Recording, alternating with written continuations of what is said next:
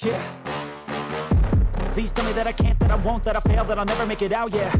Please tell me all the bad, never good, fill my head full of every single doubt, yeah. Please say any negative thoughts, I pop off when I hear people say I cannot. I get off to the thought of proving everyone wrong, I won't stop to the top, so you better back off and get lost. I'ma stay loud, stay proud, never running out, never heading south. I'll be spreading out, call it word of mouth, can't put me down, I'll be getting loud. You can have it douse, not what I'm about, have your cloud, it be raining now. I keep making sound, go another round, I'm legend bound, can't stop me now.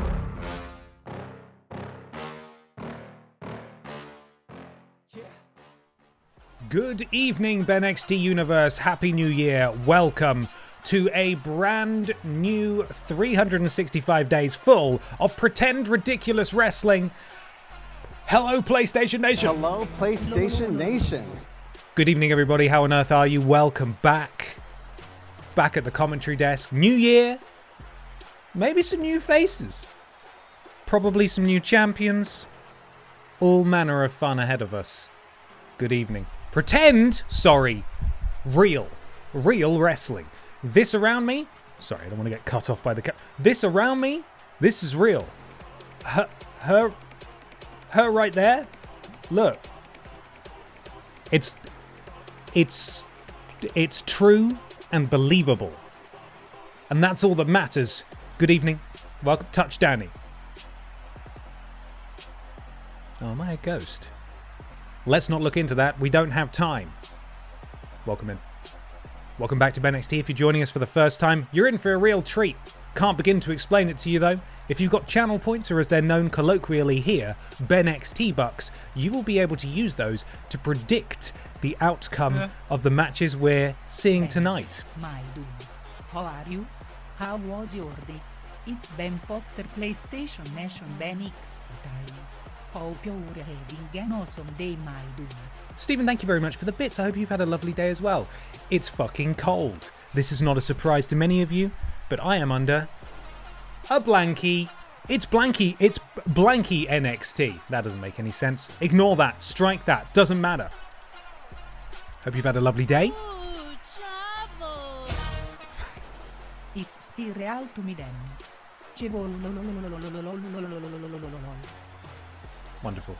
I missed that. Thank you, Techiwe, for the bits there. Thank you as well to Matumbo87 for the resub. 5 months. So glad to see the best wrestling promotion return in 2026. Happy New Year to everyone in the BENXT universe and to you as well. Thank you so much.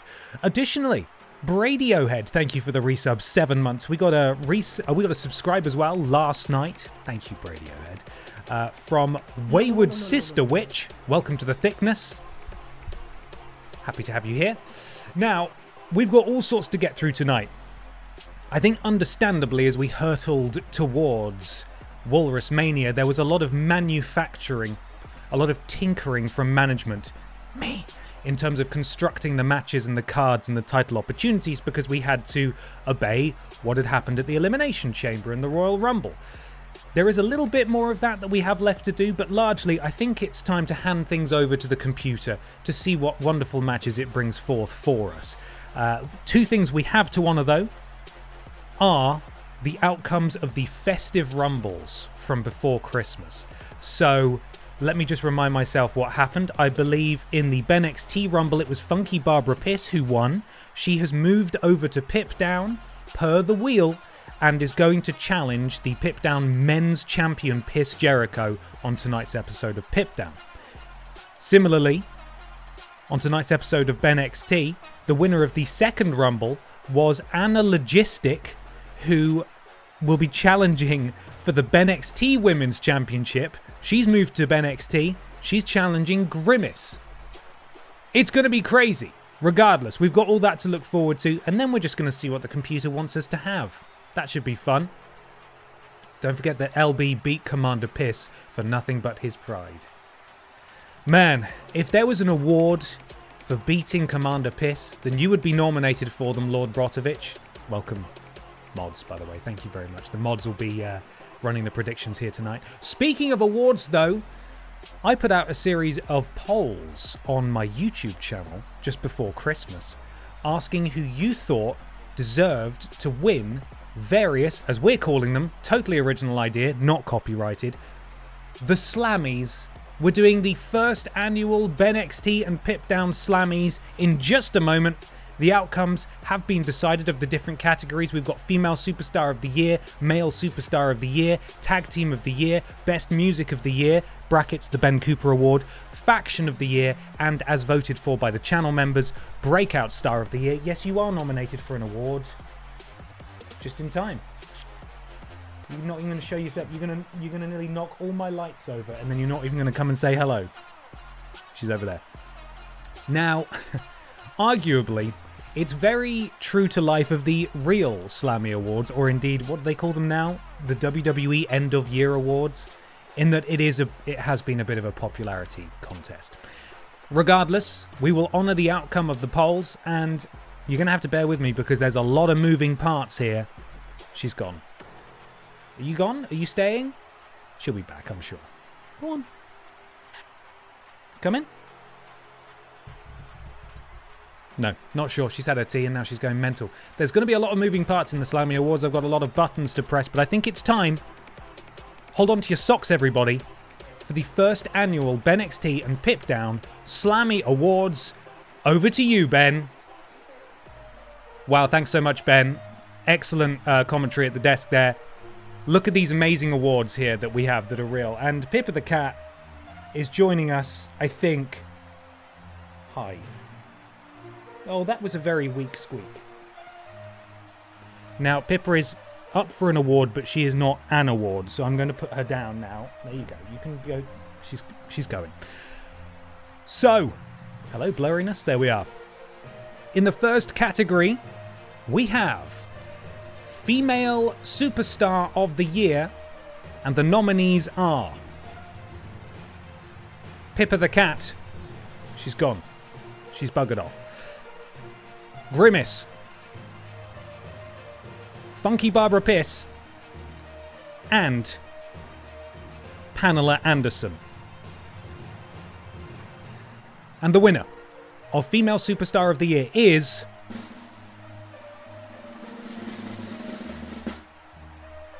it's Pippa the Cat.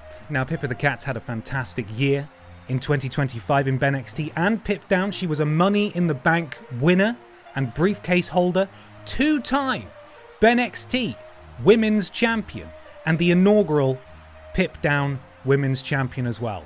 Congratulations to Pippa the Cat. The Female Superstar of the Year. Rigged. It's already happening. They're already crossed. There's nothing I can do. I've got to persevere. You voted for it. That's all I'm saying. Male Superstar of the Year. Nominees are as follows. E.E. Tim, Dick Mychinko, Brian Michael Bendis, and Billy Ray Walrus. And the winner of Male Superstar of the Year is...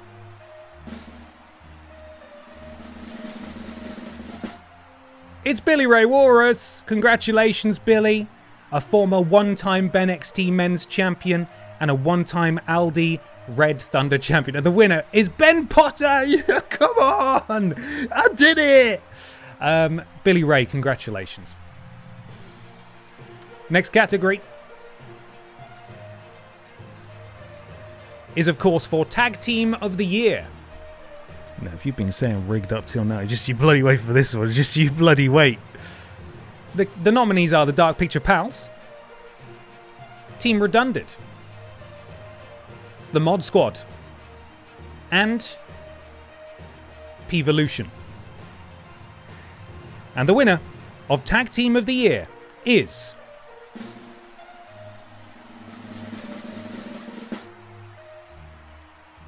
it's Team Redundant.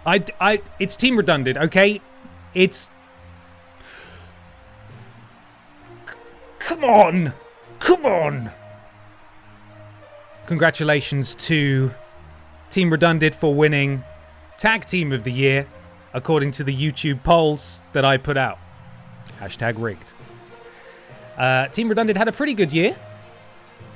As far as tag teams go, they did win the BENXT Tag Team Championships, and they both have held the VIDIOT Championship as well, individually, not together.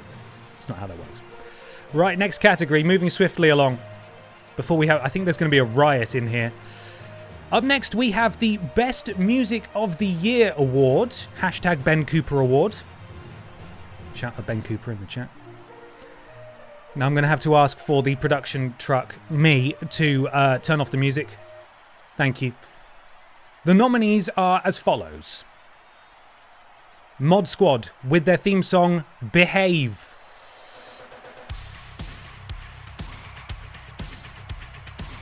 And that's it. Still Twitching, which is, of course, Demo Dick's theme. Stop dead, motherfucker, you fucking amateurs.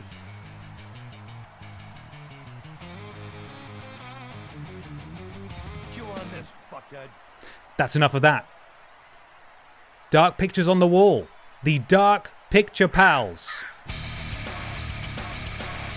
I can't.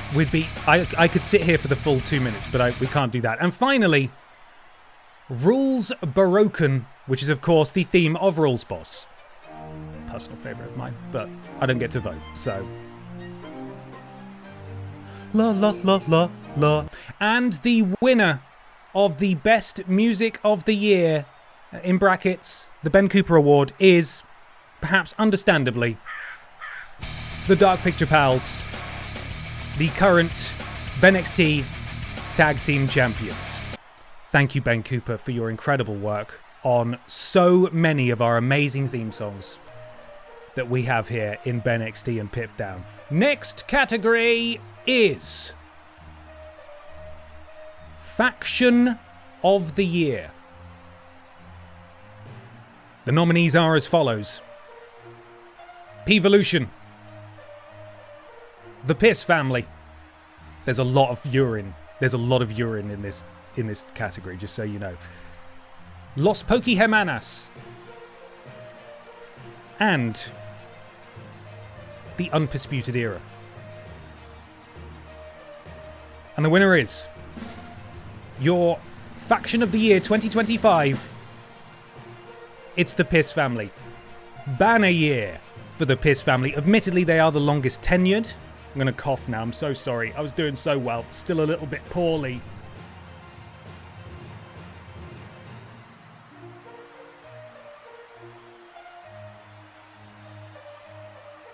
Banner year for the Piss family. Now, they are the longest tenured, as I was saying, faction. Biker Barbara Piss is a one-time BENXT Women's Champion, as well as winning the Women's Royal Rumble. Funky Barbara Piss is a former BENXT Women's Champion, two-time Aldi Red Thunder Champion, and the winner of the Festive Rumble. As I said earlier, she will be challenging for Piss Jericho's Pip Down Men's Championship on today's stream. And Commander Piss is a former one-time wide champion too. So, big old flipping year for the Piss family. A deserved winner, I think. And the final category, as voted for by my very generous patrons over on the YouTube channel member tab, is the Breakout Star of the Year. And the nominees are as follows.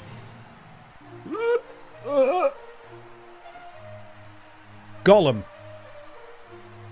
Sloane Spencer. Les freaking Go. I need to cough again. Don't cough. Come on. I'm just getting emotional. I'm gonna let it hang there. Who's the final nominee?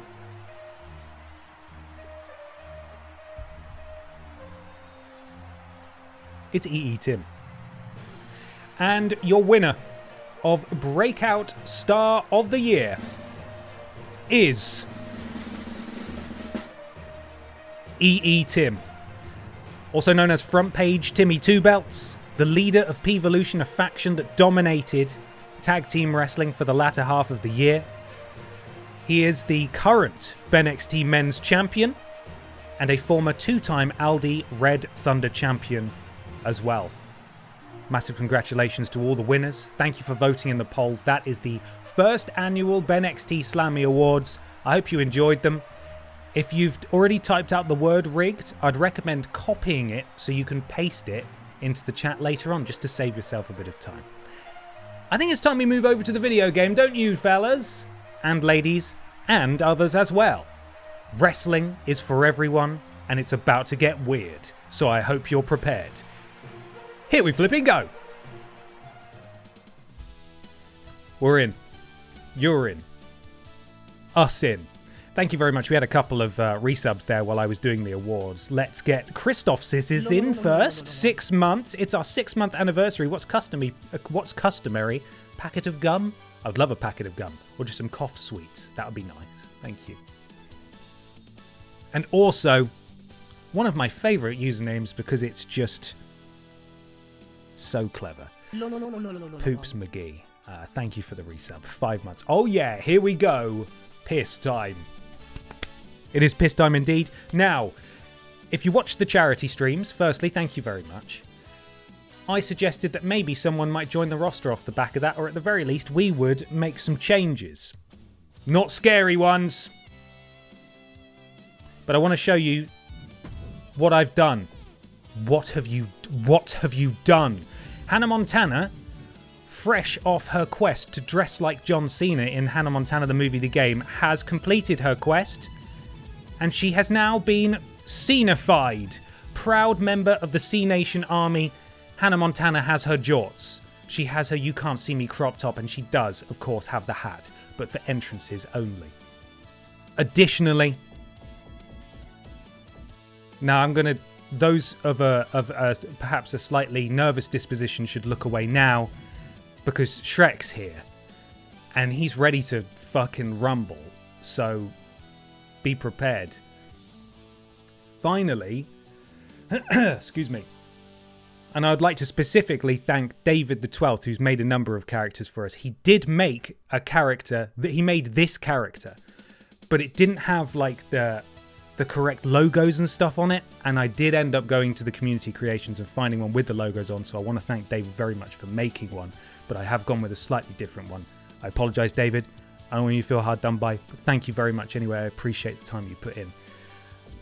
Please welcome to the roster, the Vent Pervert. The Vent Pervert has finally arrived. He's taken ages to get here, but he lives on in Pip Down. Yeah, that's right. I said your name.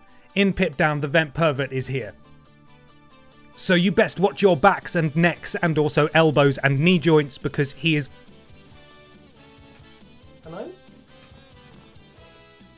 What do you do? She's climbing in my drawers. What are you doing? Oi. You wanna slammy? The people voted for you to win a slam. She's gone. That's it. The fame's gone to her head. She's just disappeared into a drawer. That's it. I don't like his bulge. Why is he touching his butt? There's a lot to take in. Regardless, the Vent Pervert has joined Pip Down. Shrek has joined BENXT. And I think Hannah Montana was already on BENXT, I believe. Where is she? There she is. Yeah, she is on BENXT. G-Man 1002, thank you for the 7 stream streak. Happy New Year, Ben and chat. Always great to watch along with BENXT. Vent Pervert might be my favourite of the gang. Well, hopefully he's in action. He's been added to the wheel. Speaking of which, we'll have to spin the wheel in a second because we have got an Aldi Red Thunder match. And I think that's going to open the BENXT show. We're going to get to the wrestling in just a second. Also, thank you to everyone else who shared your stream streaks as well. I apologise. It sort of scrolled away from me while I was doing the awards there. But I appreciate all of you. Thank you. So I think I've mostly gone through this and just double checked that everything's okay. First thing we need to do is spin the wheel for this. The current champion is... Who is the current champion, actually? I think it's Emma the Bear. She must be, because everything else is a wrestler whose name begins with A. So that makes sense. The Jacobite, 15 stream streak. Incredible. Thank you. What else has the game given us?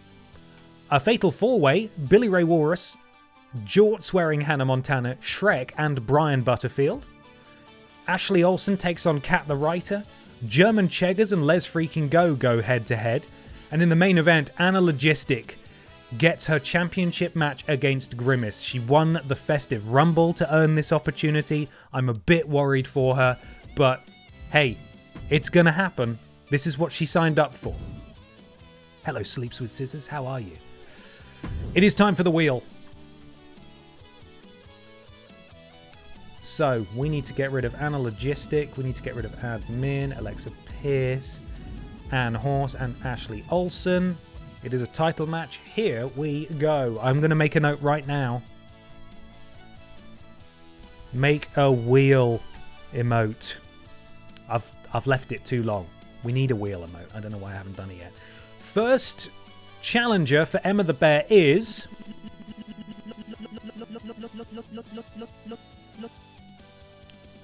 Charlie Guillermo. Ooh, Charlie. Next one.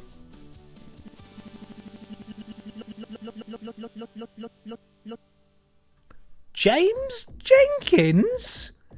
Royal Rumble winner James Jenkins, unsuccessful at Walrus Mania. Could win a championship tonight though. Never know. Brian Butterfield, excuse me, has been called by the wheel and will do double duty tonight. 8 losses, 0 wins for Brian. That's pretty bad. Pretty bad stuff, Brian.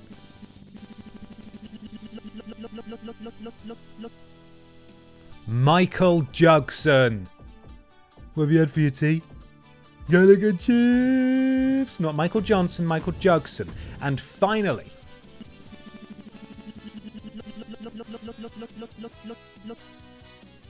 Beggy Mops. Wow, look at that all-star lineup. There we go. So that's our first BENXT done. I thought I just hid that. There we are. Go away. That's our first BENXT lineup. I feel like it's my... I should do my due diligence and just remind you quickly of what happened at the Festive Pip Down and BENXT and also Walrus Mania. I've got all the information right here. So at Walrus Mania, German Cheggers captured the Aldi Red Thunder Championship and has subsequently lost it in the Battle Royal. Let's see. There was a tag team title ladders match between Team Redundant, God, I don't even know what my own notes mean. That's not very good, is it? Not great. Okay, I'll surmise it in a different way. So, Seth Pissin Rollins beat Mikey Johnson for the Wide Championship. Pamela Anderson beat Pippa the Cat in a steel cage. Piss Jericho retained the Pip Down Men's Championship over Brian Michael Bendis. E.E. Tim did the same over James Jenkins. The T-Virus won the Little Kong strong match to claim that championship. The Pufferfish became the new Butterfield champion. Peter became the new VIDIOT champion. Grimace retained her BENXT Women's Championship. And in the main event, the Chevrolet Matisse retained her Pip Down Women's title as well. The winner of the Festive Rumble, excuse me, was Funky Barbara Piss. And the other one was Anna Logistic, as we've already spoken about. My throat's so tickly. I'm very sorry.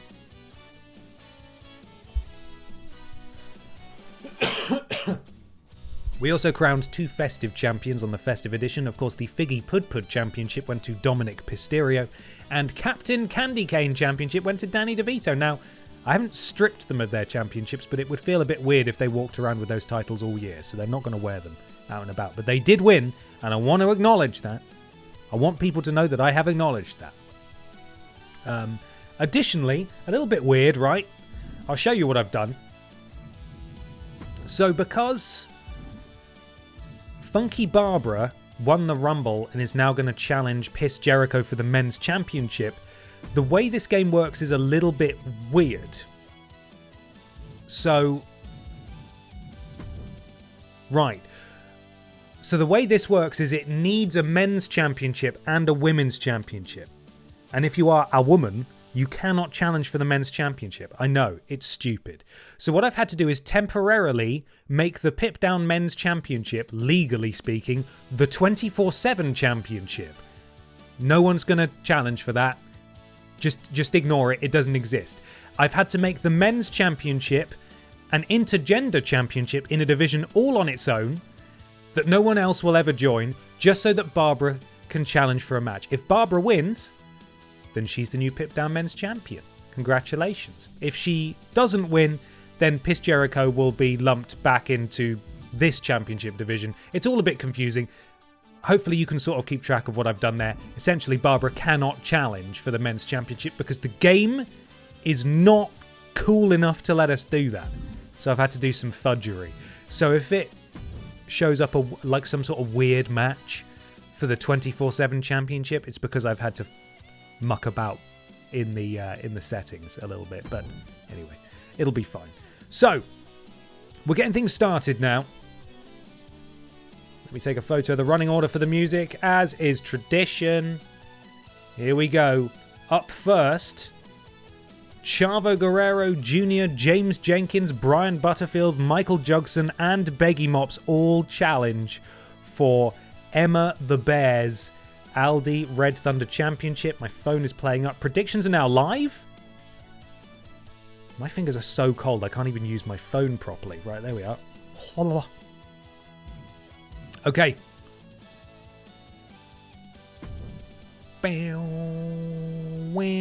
It's been half an hour and it's time for our first wrestling match. Who is ready? I hope you are. I hope you're bloody ready.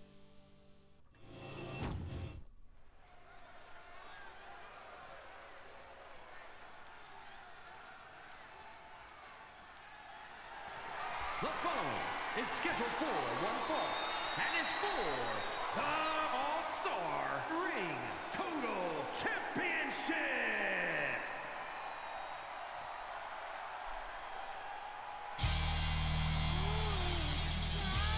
Ooh, Chavo.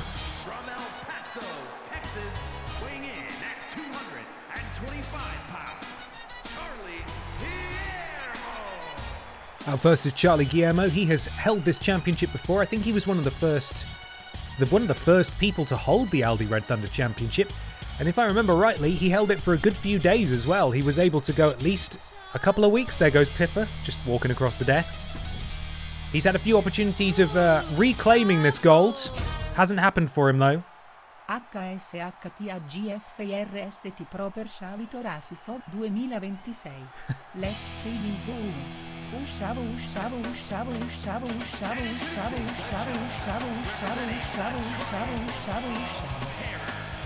Tetueo, thank you for the bits there. Ushavo. And Paul Painting Plastic. 10 stream streak, thank you, Paul. It's Jiminy Jenkins. Sweet Jiminy Jenkins. Winner of the 2025 Royal Rumble, but not able to parlay that success into a winning attempt at Walrus Mania. Regardless, he's here, and he could win himself a championship if he can outlast everybody else. Great experience in this sort of match, that being a Royal Rumble equivalent. The only way to win, throwing people over the top rope, being the last person standing, and that's exactly what James did in the Rumble. Now let's listen to this fantastic theme song that we don't get to hear enough, quite frankly. Pippa. Stop. This was me, Brian Butterfield, 6 months ago before starting my diet. London, England, weighing in at 309 pounds. Brian Butler. But just look at me I now. feel like a new man, thanks to the Butterfield diet. What's up? Come and sit down. Pilsner, birthday pie, pints of cream, pork cylinders, potato grits, artificial bacon, large mac, sandwich casserole, chocolate quail's eggs, garlic pudding, fluffy rice, hoisin crispy pasta pillow, bon, quiches Lorraine. Pippa. Pippa. Stop. Look at the shapes that this Butterfield is throwing. He is on top of the world. Nothing can stop him, except maybe this woman. Brian's put his suit on now. It is the Aldi Red Thunder champion.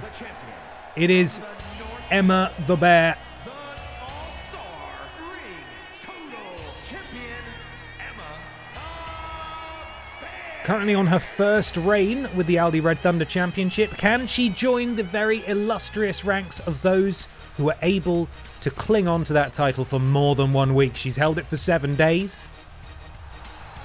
Can she make it 14? We shall see. We shall see.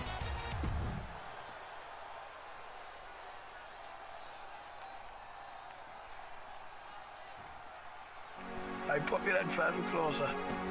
Hey, comfortable there. Yeah. What's your name? Michael Jackson. You're fucking mad, aren't you? What have you had, BT?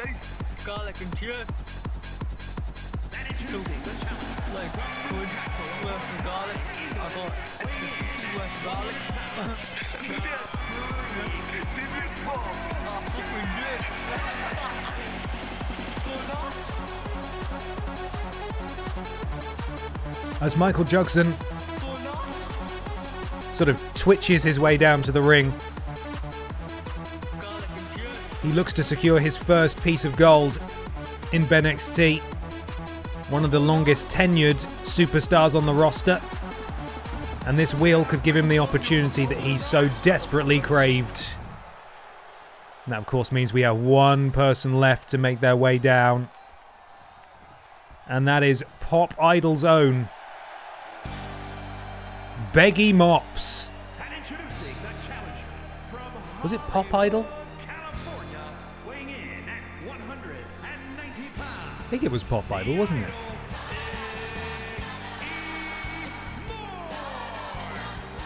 Beggy Mops, American Idol. Thank you. Totally different. Beggy Mops also not hugely successful on the main roster. Say the main roster like there's some sort of developmental territory. There's not. Don't ask me to make one.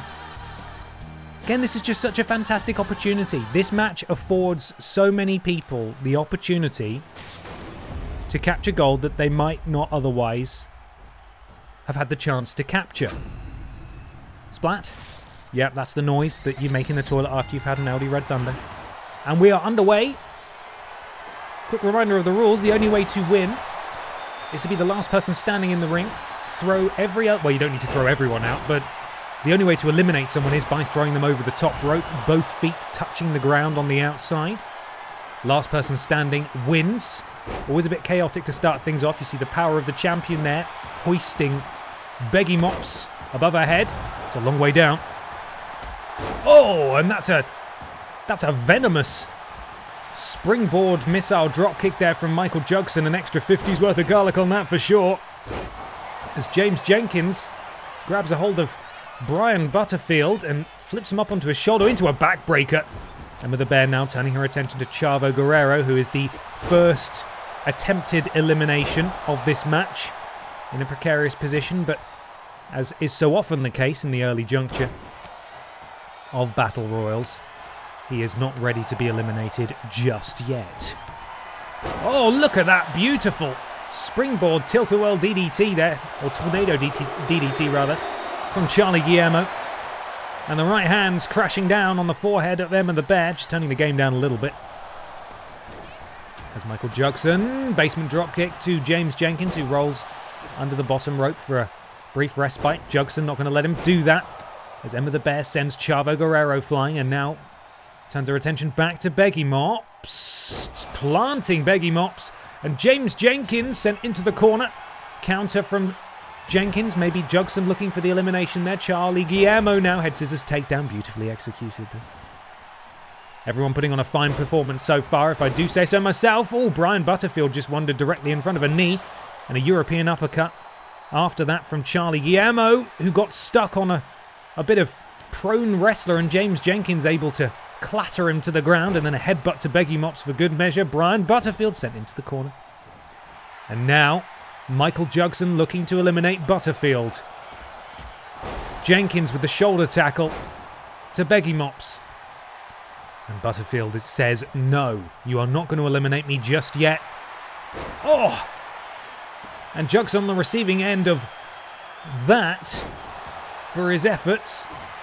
As Jenkins now scoops up Chavo.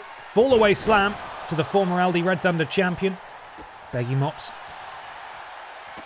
A dirty stamp there to Emma the Bear, and Brian Butterfield potentially looking for the bomb here. No, Beggy Mops rolls through it. Very astutely scouted there by Beggy Mops. We've seen Brian Butterfield use the bomb to great effect in the past. As now Jenkins looking to eliminate Chavo just in the bottom right-hand corner. And Chavo's clinging on for dear life. Could we be about to say goodbye to Chavo Guerrero? Could first blood in this match go to James Jenkins? No. Chavo fights out of it. And Emma the Bear, again, focusing on Beggy Mops, who has the wherewithal to elbow his way out of that hold. All 6 competitors still in this match. As that was a bit messy there, but I think Jugson did connect with the Shining Wizard there, the extra 50's worth of knee. Directly to the forehead. Oh, and a Poison Rana to the champion. That is a lot of weight crashing down on the head and neck area of Emma the Bear, as Brian Butterfield marches Michael Jugson over for an attempted elimination, but Jugson able to power out just before. And what's Beggy Mops looking to do here? Just deal some damage to Jenkins, as Charlie Guillermo gets sent for a ride by Emma the Bear. And Beggy Mops, fighting out of another elimination attempt there. He's doing very well to hang in the way he is. He's taken quite a beating so far as Beggy Mops, the most hurt person in this match so far. Speaking of which, Brian Butterfield gets the first elimination, and it is Beggy Mops who has been sent over the top rope. We're down to 5. The champion perhaps looking for a very powerful elimination indeed. Gorilla Press, and see you later, Charlie Guillermo. And Michael Jugson is waiting there. Michael Jugson could be... Oh no, maybe not. I thought he was going to go for a sneak elimination, and he's not managed to do it. As Jugson with the senton from the top rope. And I think Jugson... Oh, Poison Rana to Jiminy Jenkins. Michael Jugson is on fire in this match so far. Brian Butterfield was in a dangerous spot there in the corner. He misses with that clothesline. Jugson looking to take advantage. Brian hops straight over. Able to get right back in, though. Very lucky escape for Brian Butterfield. Champion still in this one. Jugson powers out. He's on something else too, I bet. Yeah, can we get a urine test for Michael Jugson, please? It might actually melt the container that it's stored in, though. So, fall away slam from Jenkins. to Brian Butterfield. Grabs a hold of Jugson. Jugson now being walked over to the rope. James could be looking for an elimination, and I think Jugson's about to fly. James Jenkins has eliminated Michael Jugson, and we're down to 3. Will it be James Jenkins? Will it be Brian Butterfield? Or will Emma the Bear retain her title in the Aldi Red Thunder Battle Royal?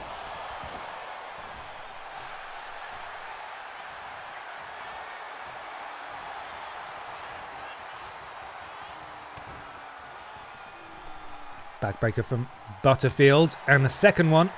Oh, and he saw Emma the Bear coming and was able to take her down, and then equally he's seen James Jenkins getting back to his feet as well. Impressive stuff. The wherewithal of Brian Butterfield. He looks like a new man, and he is going to need a new belt, the Aldi Red Thunder belt, assuming he can escape the onslaught of the champion. And he does so as James Jenkins gets back to his feet. This really could be anyone's game here. It's just a case of surviving and picking your moment and being lucky with the RNG as James Jenkins is hung out to dry and he's gone. We are down to 2. It is either Brian Butterfield or Emma the Bear. And Emma immediately goes for the elimination on Brian Butterfield. Does she have enough in the tank to get him over the top rope? She's nearly got him. Brian is fighting for all his worth, which is not a lot. Admittedly, he doesn't have a lot of money, and he does get out of it. And a spear from Brian Butterfield, and the champion is absolutely rocked. Is Brian about to win his first bit of gold? He's got the champion over the top rope. It's Brian Butterfield is your new Aldi Red Thunder champion. He has gone the distance. He feels like a new man. He looks like a new man. It's a new year, and Brian Butterfield has himself a new belt. Let's see him with it. Here are the highlights. Brian, with a signature locked and loaded, absolutely folded the champion in half, and despite the best efforts of Emma the Bear, straight over the top rope. And it's Brian Butterfield who claims the gold tonight.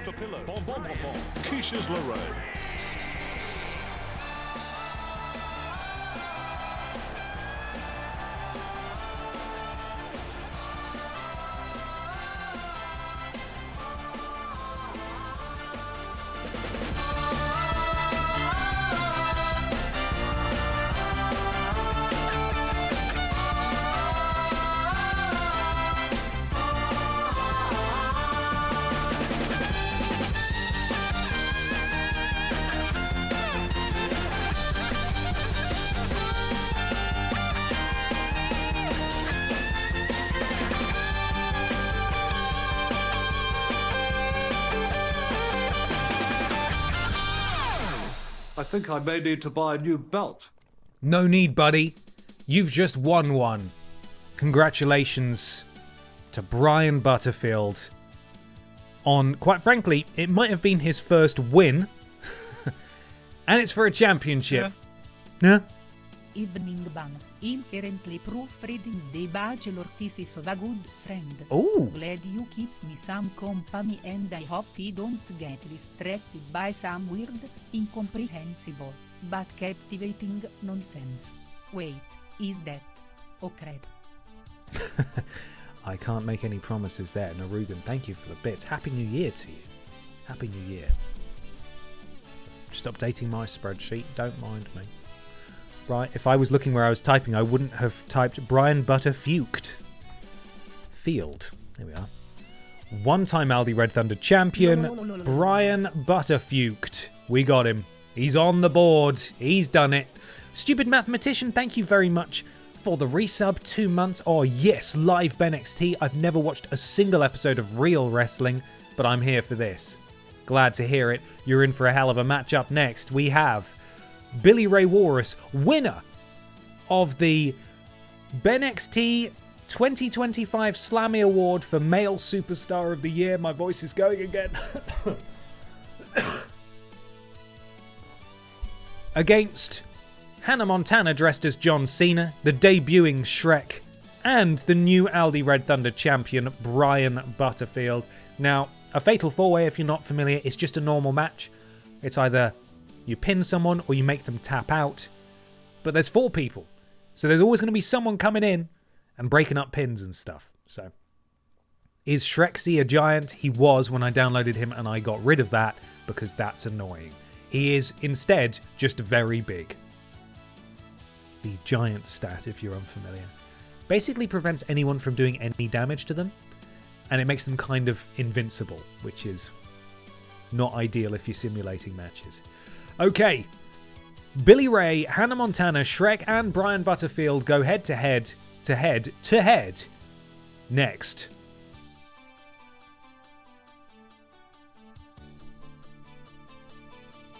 Bam, bam. Butterfield should have the stamina loss from the last match. Drug test this Butterfield. Well, we'll see how knackered he is in this. You might need to buy a new belt after this, is all I'm saying. Right, let's go. Predictions are now live. Thank you, mods, for sorting that. Appreciate it. I can't even say it. Appreciate it.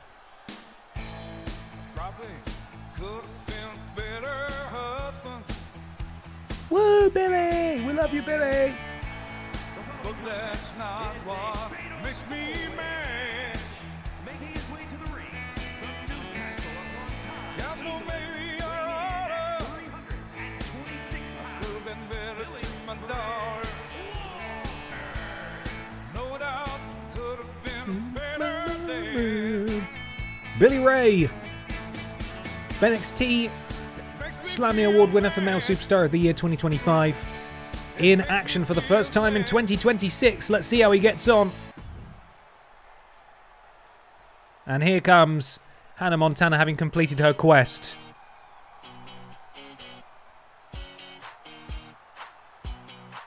Eventually, she's making me salute for a long time.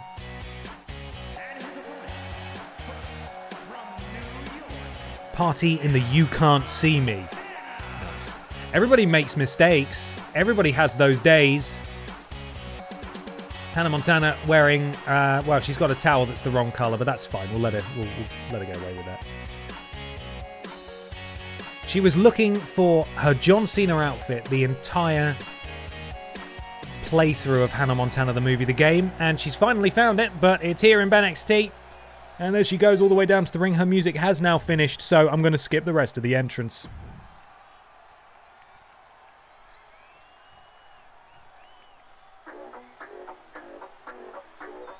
Speaking of the charity stream, look who it is. Oh, he's scary. Now, Shrek is about 90% JPEG. So don't look too closely at any part of him because it is a bit upsetting. And it's sort of, the illusion falls apart at the seams if you stare too closely. But if it, you know, if he's in motion and you squint, you tell me that's not Shrek. Go on, I dare you. You won't, because you are not brave enough. Shrek makes his debut in BENXT next.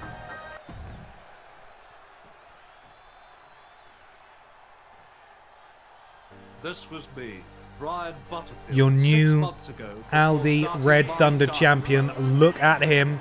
He is magnificent. Take a screenshot of that. That's for personal use later. Just look at me now.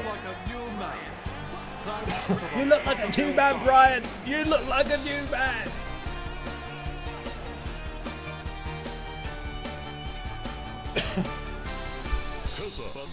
Birthday pie. Sorry, Brian, we can't listen to that. If you win this match, we'll listen to the whole lot again. Can Brian go back-to-back with big victories tonight? Let's find out. Yeah. Yeah. Just saying gleich means horrible in German, so it kinda fits. Oh.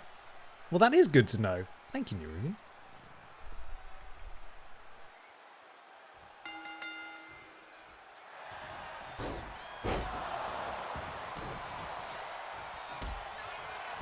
And we are underway.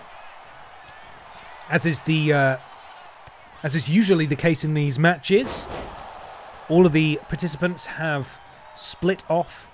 We've got a 50-50 split here. Shrek going after Billy Ray, and now, oh, Hannah Montana eats a massive drop kick. Just look at the size of Shrek. Absolutely dwarfing our pink boy there. Absolutely dwarfing. What conditioner do these guys use? Such shiny locks on display. I've always wondered. You can ask Lord Brotovich. He's in the chat. He'll be able to tell you, because I think Lord Brotovich has some of the shiniest hair in all of BENXT and Pip down. My goodness, Hannah Montana just took out Brian Butterfield with a sledgehammer and smashes him again. That's getting a bit close to the groin area. Does Brian have kids? I'm going to say no, but he might not be able to have them after this. That's for sure. Uh-oh. Hannah Montana just hit Shrek in the back, and Shrek didn't like that big, powerful scoop slam from Shrek there as Billy Ray makes the same mistake. And have I actually suitably nerfed Shrek? That's the question. If he does have the giant stat, this is what's going to happen every single time. Someone's going to hit him, and he's just going to go and do nothing about it. And that's going to be a bit of a problem. Big kick there drops Hannah Montana in her jorts. And I tell you what is an equaliser. It's a sledgehammer, as I thought Billy Ray managed to take out Shrek, but Shrek with the head scissors takedown is pretty disturbing. That a man of that size is able to move that fast. But nonetheless, we persevere. Hannah Montana and Billy Ray Walrus have taken the brunt of the offense in this match so far. And Shrek and Hannah and Brian getting pretty close to their signatures. I believe Shrek now has a baseball bat. And he's cracked it over the back of the head of Billy Ray. Yeah, he got the extra purple bar, for God's sake. Okay, we're going to have to fix that. We'll fix that after this match. I definitely removed it, but it seemingly has returned. Shrek is classified as a giant in this match, which means no one's going to be able to lift him. And anytime anyone hits him, he's just going to sort of ignore it. But this being a fatal four-way match, Shrek doesn't have to be pit. Oh my goodness me, look at Brian here, going for the bomb. He's got Shrek up, he's got Shrek down. And that's very impressive from the Audi Red Thunder champion into the cover. Billy Ray's going to break it up. Case in point, he can still be hit with signatures and finishers, and if he's rolled out there, and Hannah Montana takes out Billy Ray and then pins him, he's still going to lose. So, what a moment indeed. The power of the Aldi Red Thunder champion, Brian Butterfield. Oh, and the head clonk, the classic head clonk. Somewhere the Vent Pervert is watching on, and he is impressed. And Billy Ray immediately trying to steal. I think Hannah Montana went for a finisher there on Shrek. Billy Ray immediately tried to steal it. And the Aldi Red Thunder champion is all over Shrek and Billy Ray as Hannah rolls into the ring with a sledgehammer. This match is absolute chaos. Hannah Montana, pump kick, drops Butterfield. Springboard, moonsault, lands flush on Shrek into the cover. Imagine if Hannah Montana were to pin Shrek to win this. In Shrek's debut, Shrek kicks out very close to 3. Very close to 3. Shrek's still alive in this one. But this is the perfect opportunity that Hannah needs to put this match to bed while the other two participants are distracted on the outside. And Brian Butterfield just absolutely smashed those steel steps into Billy Ray Walrus's face as Hannah Montana took way too long up there. And now Brian with the running STO, also known as the little bit of moniker, takes down Shrek. And as powerful as Shrek is, he has been made to look rather silly in the last sort of 2 or 3 minutes. Rolling senton by Billy Ray. Sorry, Brian Butterfield, as Brian's calling for something here. But nobody's in a position to receive it. Apart from Billy Ray, I spoke too soon. Brian could well go back-to-back here. No one is... Oh, and Hannah just in time breaks it up. I was about to say no one's here. And Hannah now, perhaps on the receiving end of the bomb. This has been the Brian Butterfield show from start to finish. Billy Ray getting back to his feet, and he just breaks it up. Oh, Brian is so unlucky. Billy Ray's rolled up Brian Butterfield. Oh, Brian kicks out before the count of 1. Shrek is on his feet, and he has a sledgehammer. Billy taking perhaps absolutely the wrong time to do a power pose there. As Brian, big kick, cleans the clock of Billy Ray, and Brian needs to capitalize on everyone being down. He's done a fantastic job so far. He came into this with a game plan, and he's been executing it to perfection so far, really making the most of his moments. As Hannah Montana is now pinning Billy Ray, and Brian is there to break it up. Brian now. Oh, Brian gets his clock cleaned by Hannah Montana. Is it Hannah Montana who's going to walk out of this with the victory after finding her inner power with John Cena? No. The John Cena, the hustle, loyalty, respect, it was coursing through her veins at that moment, but Brian still had enough in the tank to kick out. Brian has been working overtime on his new diet. And just taking a moment to slow the pace down a little bit. Wrenching the arm back as Shrek punishes Billy Ray on the outside. Hannah Montana, moonsault, misses. Brian back to his feet. Doesn't get back to his feet fast enough to capitalize. Shrek, oh my god, it's probably a good thing we can't see what he's doing to poor Billy down there. It's probably horrible. Brian, Hannah into the ropes. And now Brian is basically alone in there with a sledgehammer. I don't think he wants to get outside the ring. This is exactly where he wants to be to put this match to bed. Shrek's now rejoining them, and that's not good for anyone. Oh, Brian able to... Oh, counter from Shrek. Shrek does have his finisher, and Brian could be about to eat all of it, but Brian just a little bit faster. You don't often get to say that about Brian. Ripcord lariat, look at that. Turns Shrek inside out. And we're looking perhaps at another bomb here, this time to Hannah Montana, but there are lots of people in the ring. It is not a good time for that. Oh, actually, it might be a perfect time. No, he decides to break it up. With those two in a submission, he probably could have pinned Hannah Montana there. And he would have won. And it would have been fine. But Brian up to the top rope. He's calling for something. Shrek just throws a baseball bat. Brian goes flying. No one's there. It's all breaking down here in the climactic moments of this match. An absolutely bonkers fatal four-way. Billy with Hannah Montana on his shoulders. And Brian now waiting for Billy. This is his moment to strike. He's had this opportunity before. Bossman slam. Is that enough to put Billy away? He's going to try. Is it Butterfield's night? Is it a huge night for Brian Butterfield? Yes, it is. Brian Butterfield with back-to-back victories, successfully winning the Aldi Red Thunder Championship earlier tonight, and now, in a second match in the row, comes out on top in this fatal four-way match. What a night for Brian. Super Brian. Can nothing stop him? For 24 hours, you could win any wrestling match you like. Pints of cream, pork cylinder, potato grid, artificial bacon, large mac, sandwich casserole, chocolate quail's egg, garlic pudding, fluffy rock, hoisin crispy, pasta pillow. Here we see the bomb. You know what? As big as Shrek is, it didn't help him in this match. We are still going to nerf him though. Oh, and there's the spear.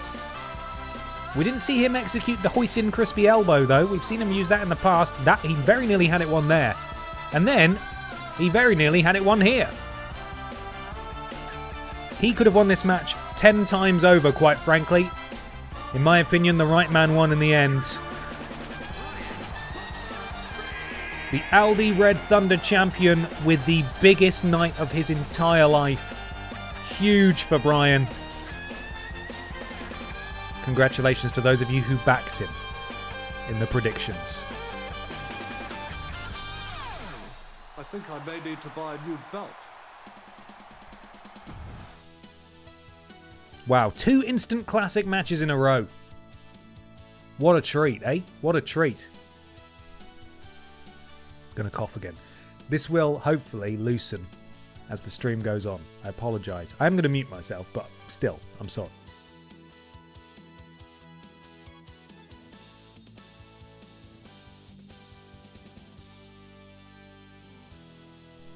Jolly Joker 666. Terribly sorry for missing your resub there. 2 months sub. It's BENXT time. Yes, it is. Thank you for being here. Appreciate it. Now it's time to cut a promo and promote his diet. Well, up next, Ashley Olsen is apparently in a rivalry of some sort with Kat the writer. I'll have to see how that works out. I'm going to skip through this. We get some mild spoilers there. It looks like it might be a tag team rivalry, though, between the tag team of James Jenkins and Kat the writer and the Olsen twins. So, predictions will be live in a moment. Get yourselves ready. because our first singles match of 2026 is about to happen. Will it be another all-time classic? Unlikely. Hands and then touch your mouse and the keyboard. I coughed. Disgusting. That's how you get a computer virus. Well, firstly, I didn't sneeze. And secondly, it's my mouse and keyboard. So I'll do whatever I bloody want to it. How dare you? Thank you for the bit. Okay, let's do this thing, everybody.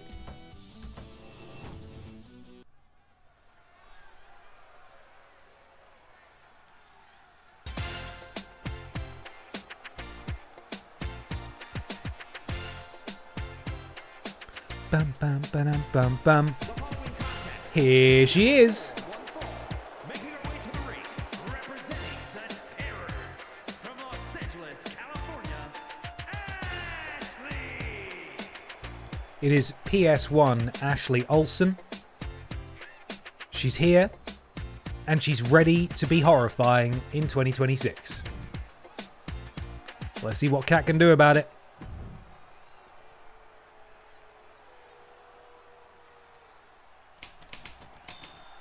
Ding!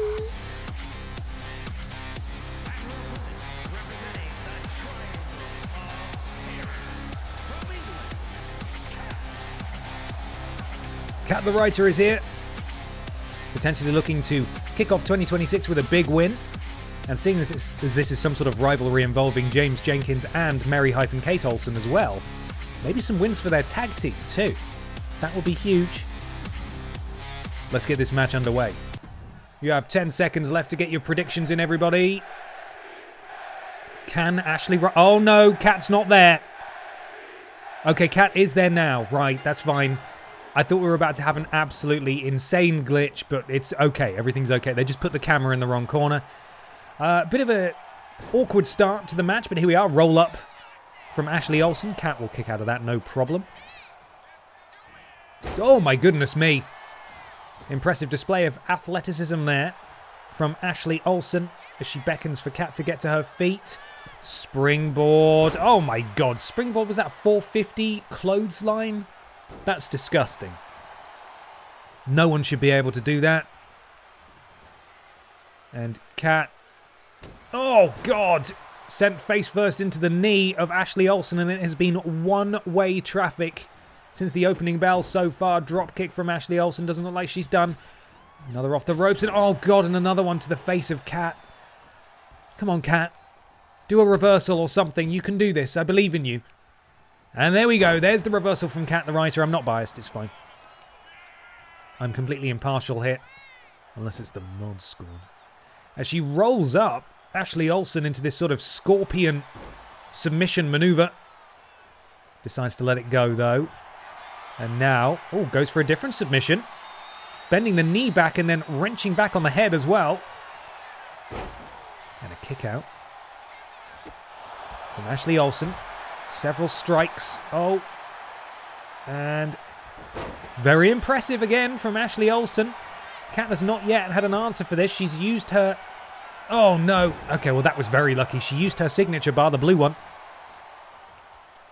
to stand up early. And if she got taken out by that diving move, that would have been bad. But incredible DDT there from Kat the Writer.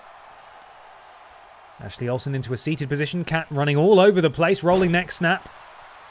And Kat's got a lot of ground to cover here if she wants to rebuild that signature bar and fire off the heavy artillery into the cover. Ashley Olsen kick out at one. Ashley very close to her signature. Kat's got to be careful of that. Got to stay on the offense. Press the advantage. Sends Ashley over the top rope. She's going to follow suit. Oh, and a knee strike to the knee. Several of those. Has anyone been submitted in this version of BENXT? Yes, we've had a couple of submission victories. Admittedly, it doesn't happen very often. But yeah, it has happened a couple of times. I think it happened in a championship match as well. Now they have they have until the count of 10 to get back in the ring. In a previous version of this game, and by that I mean before they updated it, everyone was sort of just staying outside the ring for the full count of 10, and we had loads of matches end in a count out, which is rubbish because then it's kind of like a default victory or even a draw, which we don't like. However, we're getting pretty close. They did seem to fix it in a subsequent update, but we are at a count of 6 now. Ashley's going to make her way back into the ring. Kat has a few seconds to get back in. If Ashley rolls back out, it will reset the count. Referee beckoning for Kat to get back in, and she does so before a count of 9. And I tell you what, she's caught Ashley there.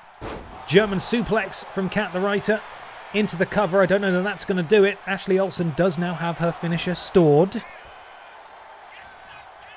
Mikey submitted to Fanny Craddock that one time. Yes, that's true. The crooked referee, Pamela Anderson, called for the bell. Arm drag from Ashley Olsen. Kat the Writer could be in a bit of a dangerous spot here, I think. Ashley Olsen is calling for her finishing maneuver. Oh my God. I don't think we've seen her do that before, but that's surely lights out for Kat the Writer. And it's Ashley Olsen who scores the first point in this rivalry. And it looked like she was leaving the ring, but she's decided against it, and you don't like to see this. Attacking Kat the Writer after the bell. She's already won. There's absolutely no need. She's just double stomped the back of her head, and that's horrible. You can't be doing that. Absolutely despicable. The Olsen twins draw first blood in this heated tag team rivalry. We'll have to see how this plays out over the next few weeks on BENXT. But unfortunately, the victim in that first encounter is Kat the Writer. Up next, German Cheggers goes one-on-one with Les Freaking Go. This is also part of a rivalry, not sure what. Gonna skip through that. It's probably weird. It's a weird match anyway. Hey, here's an interesting thing. I got an email from a PR company in German. And I don't know why, because I went to their website and it was in English, and I wonder if it's shit like this that makes them think that I might be German. I mean, even the smallest amount of effort would have disproven that theory. But I do talk a lot about Germany on this channel.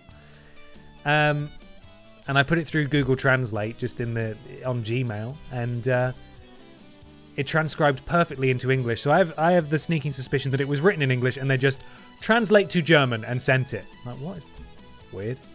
Then I replied and said, hey, I'm not German. I don't speak German.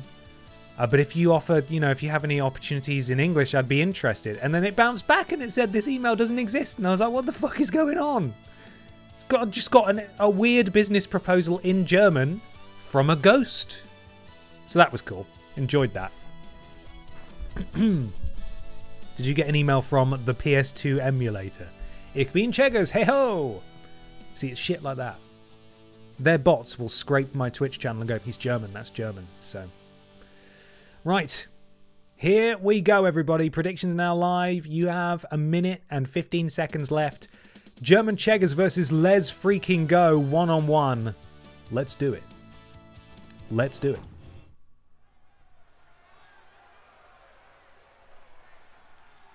Ich bin's, Cheggers. Hey ho!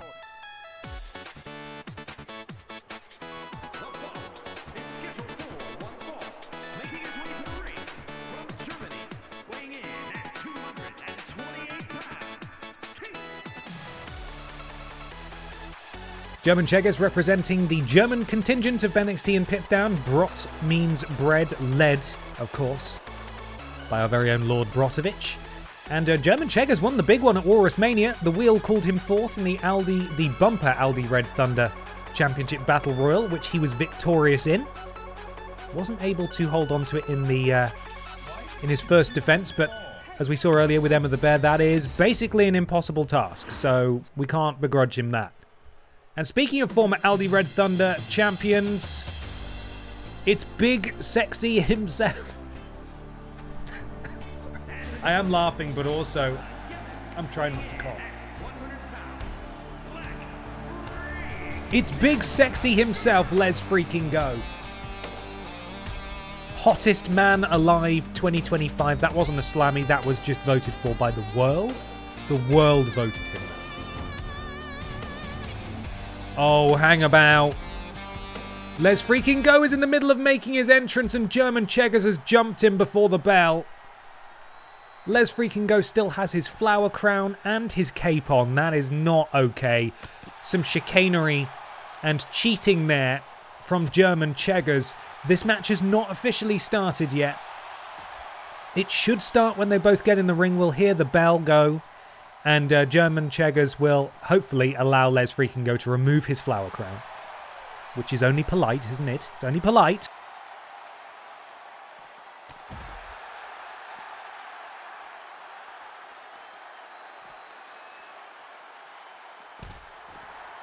And he is just dissecting poor Les here on the outside. Really going to work on the legs of Les Freaking Go. Legs freaking gone, am I right? Hey, hey ho! Hey ho! And finally a counter from Les. Les needs to get him in the ring to get this match started. And Cheggers with an impressive counter, quite frankly. Spin him round, hits him with that European uppercut. Les sent into the ring now, and hopefully this match will now start. So the predictions do stand. German Cheggers almost already has a finisher and a signature. Les Freaking Go has not even gotten started in this matchup so far. Could do now, though, as he powers out. Oh, my goodness me. Impressive DDT from Les Freaking Go. We pan away, and Les has now discarded his flower crown. Drop kick in the corner. Les Go potentially starting to roll here. Springboard senton does not connect, and German Cheggers is first to his feet. Not good for Les. European uppercut. Drops Les Go. German Cheggers now signature in tow. Plants him face first.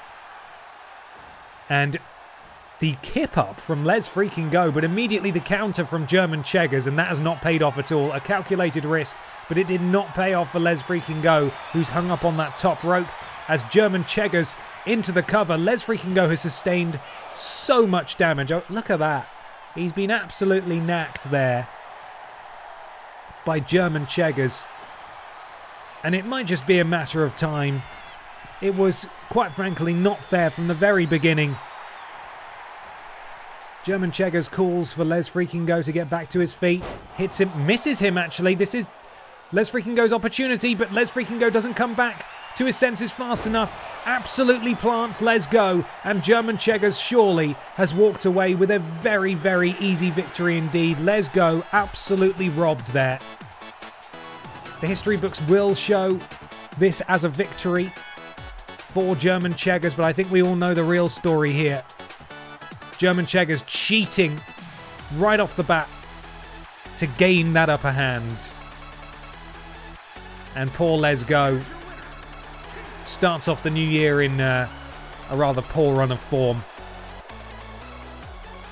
Celebrating like he really tried very hard there, but we know the truth.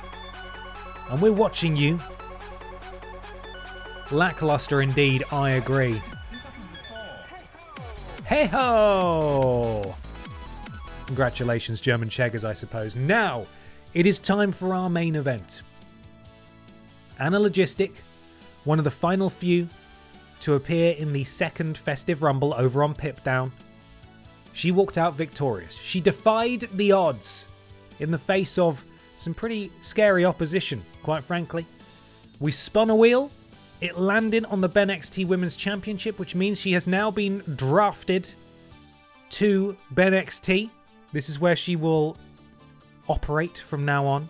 She will be running deliveries. If you need anything delivered, she's on BENXT now, if you're looking for it. But unfortunately for her, the champion she challenges is Grimace. And Grimace is an obstacle, to put it lightly. But we believe in Anna Logistic. At the very least, she'll give it a bloody good go. Anna Logistic versus Grimace for the BENXT Women's Championship is the main event of BENXT this evening. Prepare yourselves. Predictions will be live in just a moment. Can Anna win the big one over the grim ace of BENXT? Let's find out.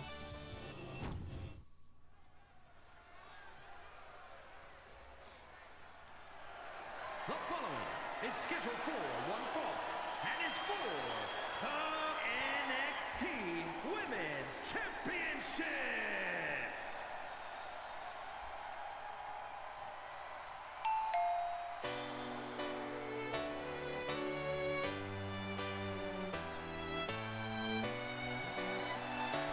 Up until her big victory at the Festive Rumble,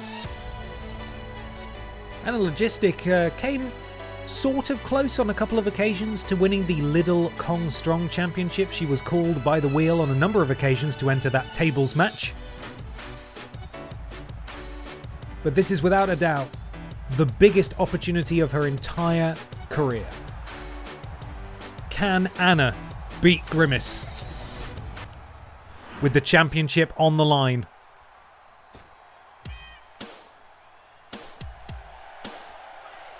That belt looks so small on her.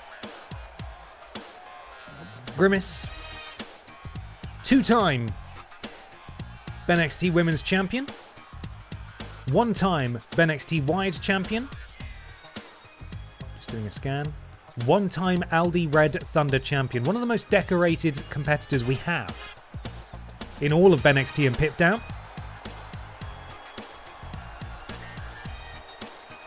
And she will absolutely look to continue her reign here tonight. But will Anna play spoiler? Enough talking, let's do this thing. For the introductions, we go to Mike Rome. Hello, Mike. You do remember their names, don't you? Get them right for us, please. Introducing the challenger from London, England, Anna. Not quite Anna Logistic, but very close, Mike. Good job. And her opponent from Mount Olympus, the NXT Women's Champion, Grim Ace. Are you craving my McNuggies? Not anymore. She's got that belt. But will her reign continue into the future? We're about to find out, and Logistic showed what this is all about. As are we. BENXT Women's Championship is officially on the line. Anna's ready to go. Grimace is ready to go. And we're underway. Oh, and Anna immediately ducks the early offensive Grimace. That is fantastically scouted, because so often in these matches, if you've got a sort of David versus Goliath situation, whoever lands the first punch tends to just stay in control for most of the match. Now, I'm not saying that will happen for Anna, but the fact she was able to avoid that opening salvo from Grimace bodes pretty well for her. It's at the very least, it's a stay of execution. I don't want to hype up Grimace too much, but, you know, the disparity in size is quite apparent. And Anna going for an early taunt here. Lucky for her, Grimace is in some sort of trance. Otherwise, that could have really backfired. And now Grimace with the counter. BENXT Women's Champion. You do not want her to get rolling. Oh, and Anna surprising Grimace with the counter and a roll-up. Ooh, just a count of one. But again, Anna Logistic came to play. Impressive effort so far. Early days in this match. Knee, though, over the back of the head of Grimace. Slamming it into the canvas. And head scissors takedown from Anna Logistic. Grimace is a long way across the ring now. I'm not sure if this is a very good idea. She's going to go for it, though. Ooh, she hits it. She hits all of it. Diving elbow drop to the throat of Grimace as Anna follows up with a double axe handle, maybe a knee from the middle rope. And into the cover again. Anna looking to make short work of the champion. Clock off early. Anna now calls for Grimace to get to her feet.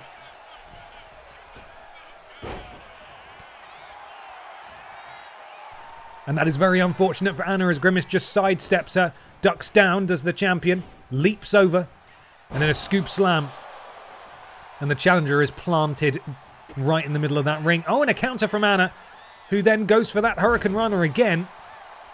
And I've got to say, Anna is looking great in this. Counter from Grimace. Oh, strike from Anna Logistic. She sacrificed some of her signature bar to stand up early.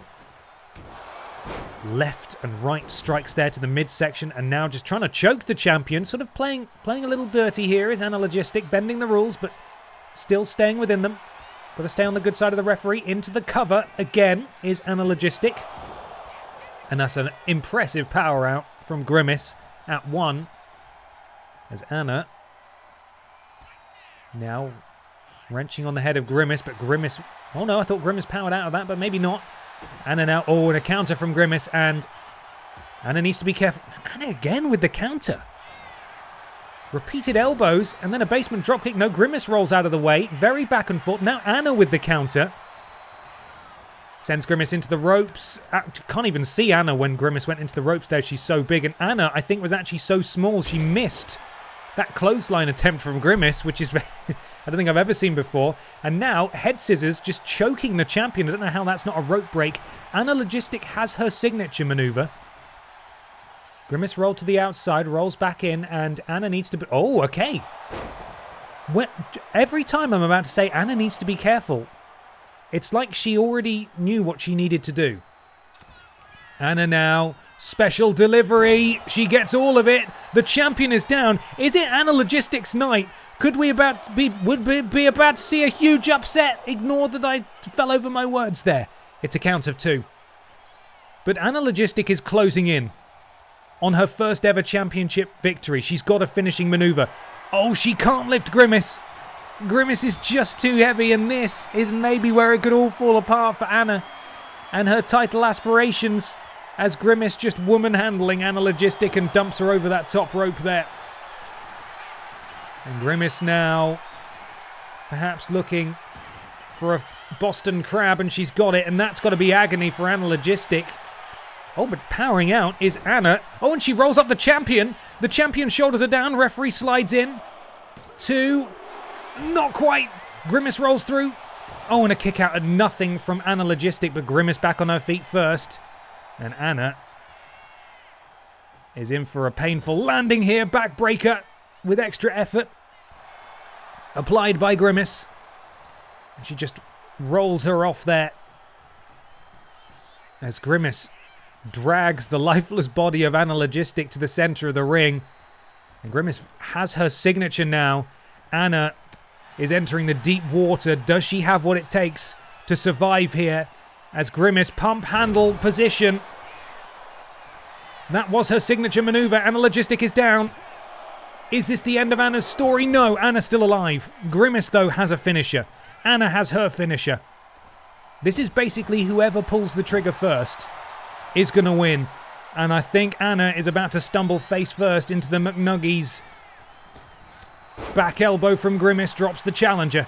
Oh, it's all starting to look a bit bleak for Anna Logistic. Massive splash from the champ. Anna pulls herself desperately up in the corner. Uh-oh. I think we're about to see the McNuggies. Oh no, Anna Logistic has been craving the McNuggies, and she's got all of it. What an embarrassing and unfortunate way for this championship match to end, but it's over for Anna. An impressive performance, but it's Grimace with the McNuggies who retains her championship. Oh, Anna. Honestly gutted for her. Anna Logistic put on an absolute clinic there. We've had Rumble winners before, as we saw at Walrus Mania, who absolutely, no disrespect to wrestler James Jenkins, absolutely fell short of expectations, but I cannot take anything away from Anna Logistic there. She had this match won. She didn't get the opportunity to hit her finisher. If she did, we would have a new women's champion. But Grimace, off the McNuggies, retains her title tonight. She is still the BENXT Women's Champion, not to be deterred, not to be put off by a very, very, very game Anna Logistic here tonight. Congrats to Grimace. Anna, better luck next time. You did amazingly. Well, that's one show done. It's time now to head on over to Pip Down, where I believe at the very least we have 2 championship matches. One of them will be for the Lidl Kong Strong Championship, and the other will be for the Pip Down Men's Championship, because the other winner of the other Festive Rumble, that being Funky Barbara Piss, has moved over to Pip Down, and she is challenging Piss Jericho for the Men's Championship. Let's see what other horrors the game has set up for us.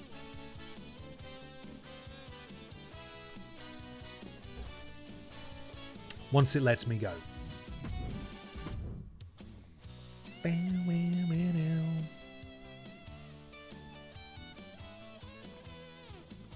Carla and the Chevrolet Matiz have a promo. The Pufferfish goes one-on-one with Lord Brotovich. We'll be cutting that match, so don't get too excited.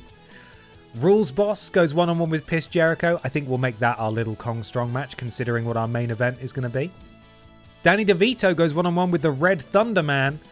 And the main event, this is what I was talking about, is for the 24/7 Championship. That's not going to happen. It's because I've fucked with the divisions to make the real main event possible.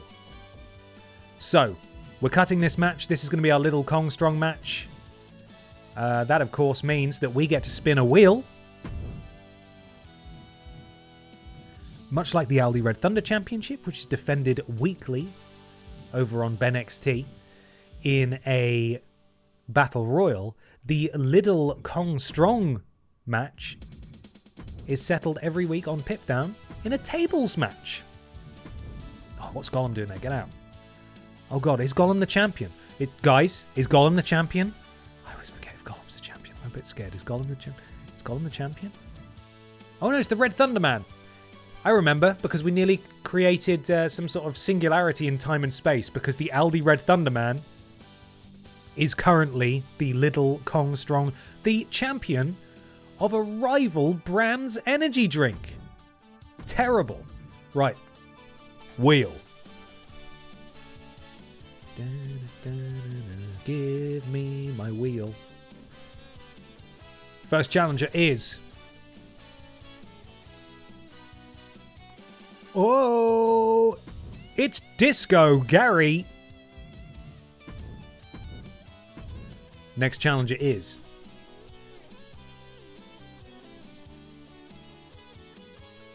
Leon Kennedy. Blocky Leon. Penultimate challenger is... Cannon-headed Apple Boy. Jab. And the final challenger is...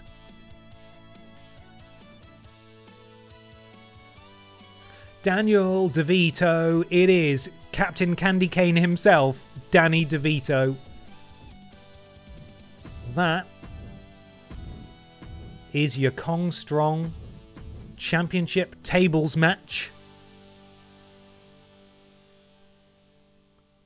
And in the main event, oh, Danny's going twice tonight, and so is Red Thunder Man. I suppose we'll see how those two get on. Right, customized match. This is a one-on-one match for the championship. It is between Funky Barbara Piss. Insane stats on Funky Barbara. She's been buffed by her wins recently, I think. All of the Piss family have a slight boost, but 91 is not what she would normally be on. I promise you. Piss Jericho, the current champion. He should have his managers out. They should both have managers on, shouldn't they? They got to bring some friends out. Piss Stratus, yeah, sure. There we go. Confirm. And we'll add a manager. Let's get out there with... Let's get Barb Piss.here out there. Yeah, let's do that. And the championship is, of course... Where is it? Oh god, where is it? Intergender. Why can I not... Hello, game. Why can I not see the title? Am I going to have to do some fiddling about? I can't see the Pip Down Men's Championship. I did test it and everything. So I don't know where that's gone. I'll save this, and then I'm going to have to go into the settings and work out what's going on. I shouldn't even need to make it a division. Let's save that. Oh, I do love admin. I do love trying to work out what's going on in this game sometimes. It's my favourite. So, edit shows. Pip Down. Maybe I just need to remove this as a division. Edit division. Can I get... This is an intergender title, so why is it only showing... Is it only showing boys? It is only showing boys. So... Oh, intergender off. That'll be why. Brilliant. Okay, this is the sort of silly things you need. Oh, you didn't check this box, so it's not going to work. Okay. Jesus.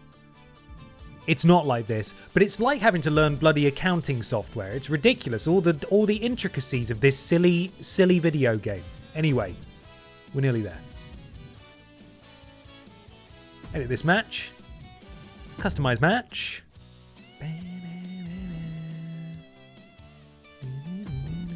Just the participants, actually. There we go. The Pip Down Men's Championship.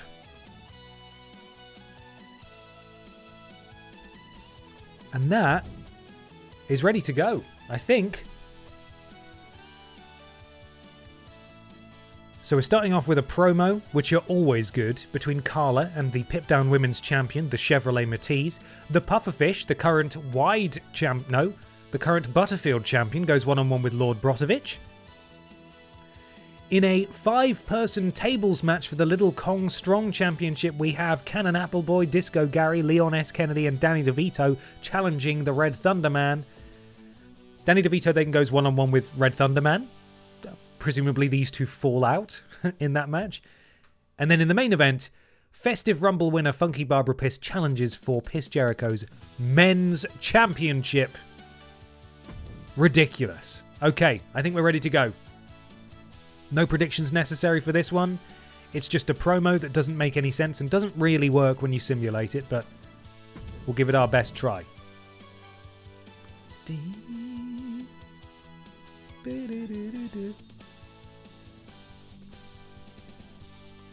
And we're away. I'm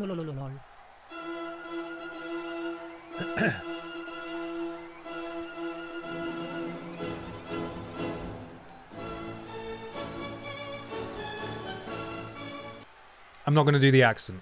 I'm not going to do it. Hello, it's Carla here. You know what I bloody hate? Cars. I know it's in my name. So if there's any cars out there that happen to be holding championships, you come down here right now so I can beat you up. Oh my god, look. It's the Pip Down Women's Champion, the car. She's Chevrolet Matisse, the car. Yeah, that's right, I'm a car. What of it? You called me out and I'm coming down to the ring. So what do you want, Carla? I want to be car-less. That meaning fewer cars, technically. I don't want to be any more cars, and I want your championship, maybe. You're on. You beat me, and there'll be no more cars ever again. Well, looks like we got a match, guys. Really, really good promo between these two. The stakes have definitely been heightened. I can't wait to see how this thing is settled. Solid promo. No momentum on either side. Really good. They're going to have a match. That's all we know. Great job, Carla. Knew you had it in you. Up next, the new Brian Butterfield Championship title champion, the Pufferfish, goes one-on-one with the former Brian Butterfield Championship title champion, Lord Brotovich. Now, this isn't a title match, but if Lord Brotovich wins, it could end in one. Oh, I saw a little sneaky peek of something that may or may not happen here. You might have done too if you didn't blink.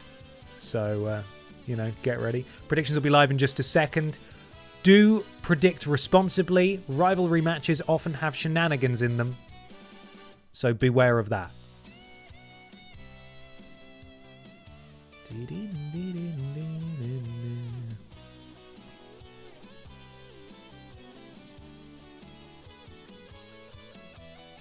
Are you ready? Let's go.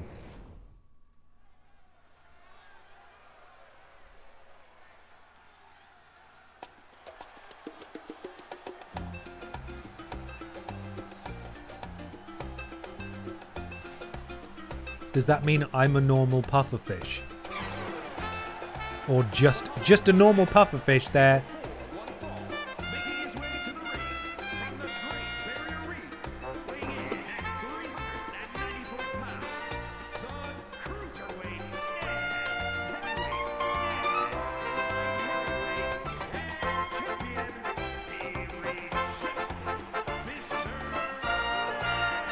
That's just a normal fish. That is just a normal fish. He won the Butterfield title at Walrus Mania. Won the tournament before that. Tough task tonight, though. He faces a former champ. And, of course, he wants to get his title reign underway in the strongest fashion possible, that being with a victory.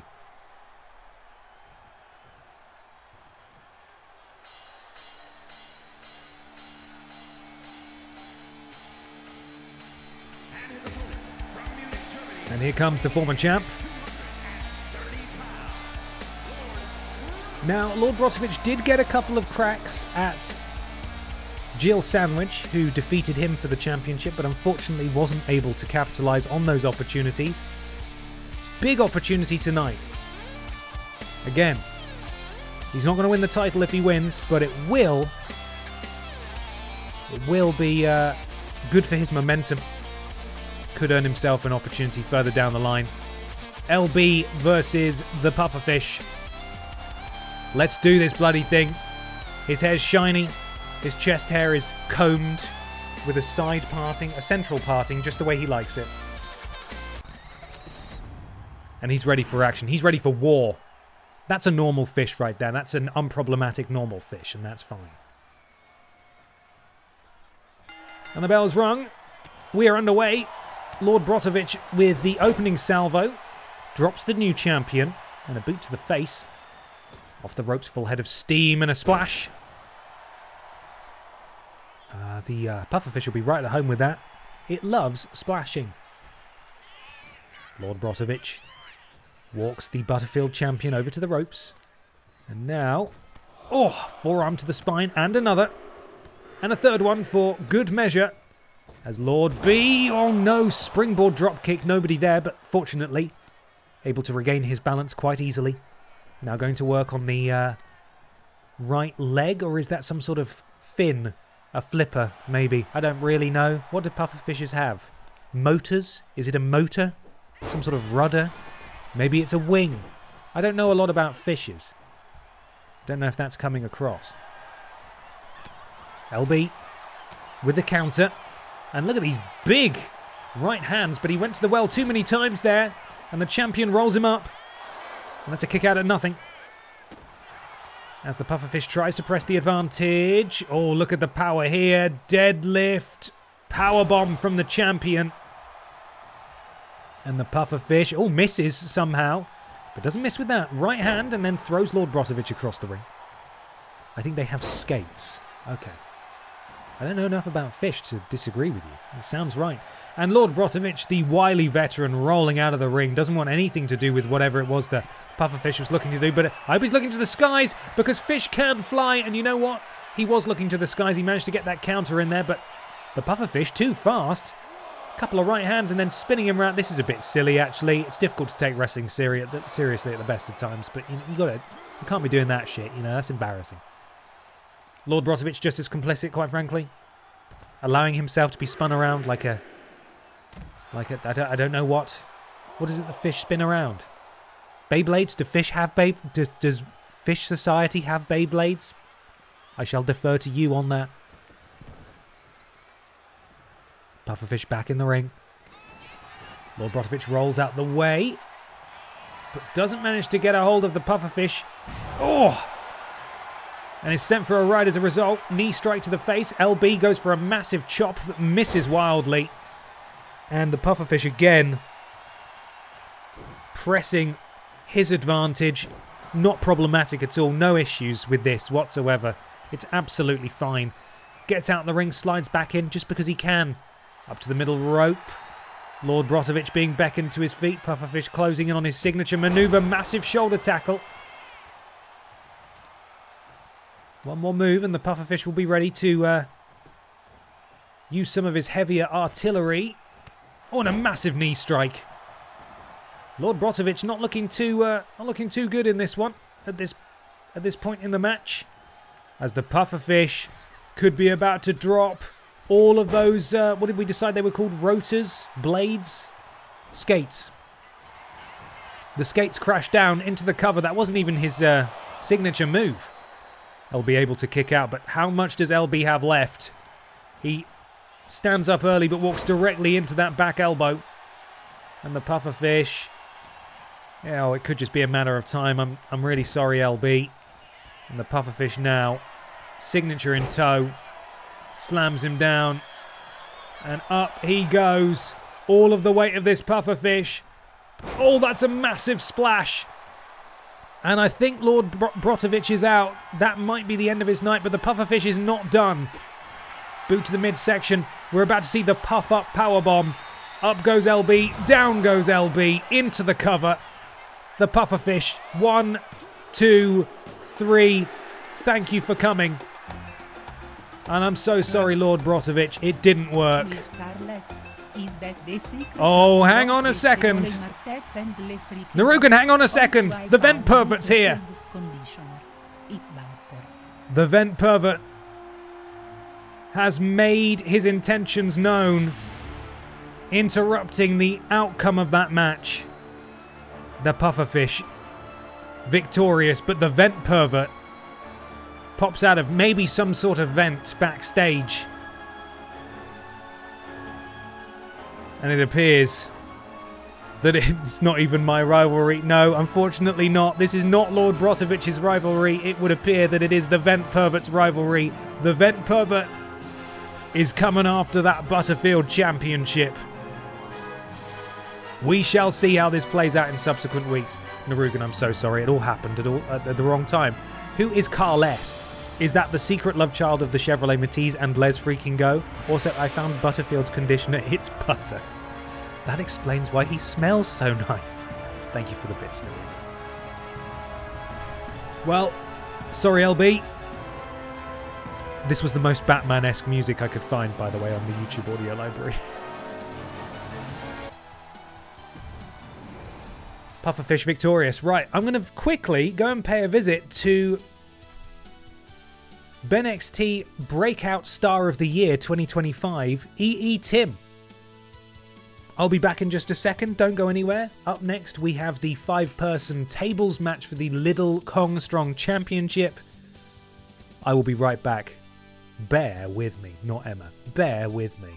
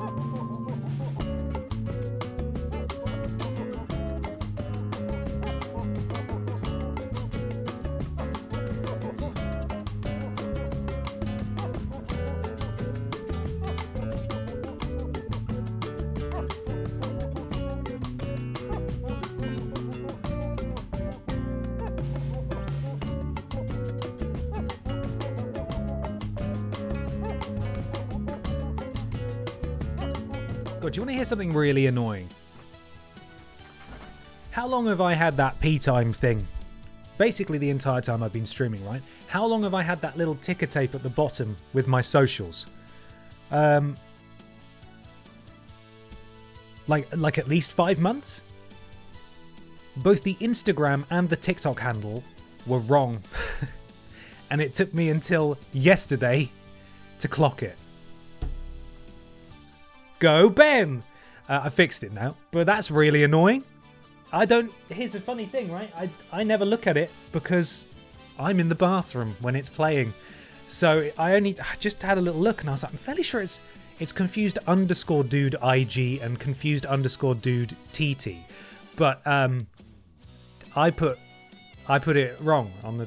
Anyway, it doesn't matter. It's fixed now. Thank you to everyone who follows me on those platforms. I appreciate it. But yeah, it's fucking annoying, isn't it? Never mind.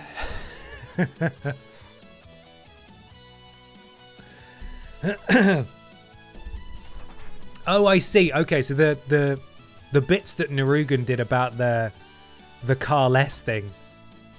You thought you sent that during the Carla promo, but you'd paused the stream. Okay, right. That makes a bit more sense. Thank you for the bits, though. I do appreciate it. Right. It's time, everyone. The Drinks Fairy has delivered unto me an alcoholic drink, even though I was drinking out of a red cup so far on this stream, and also on yesterday's Resident Evil stream. Neither had alcohol in because I am being good. Now, admittedly, I am still having an alcoholic drink now, but it's 1, and that is less than 2, which is less than the original 3, which is less than the sometimes 4 that I would have a while ago. So, moderation, right? I'm going to drink 12 drinks tomorrow to make up for it, and that's health. And you can take that to the bank, buddy. Don't do that. I won't do that either. We'll hold each other responsible.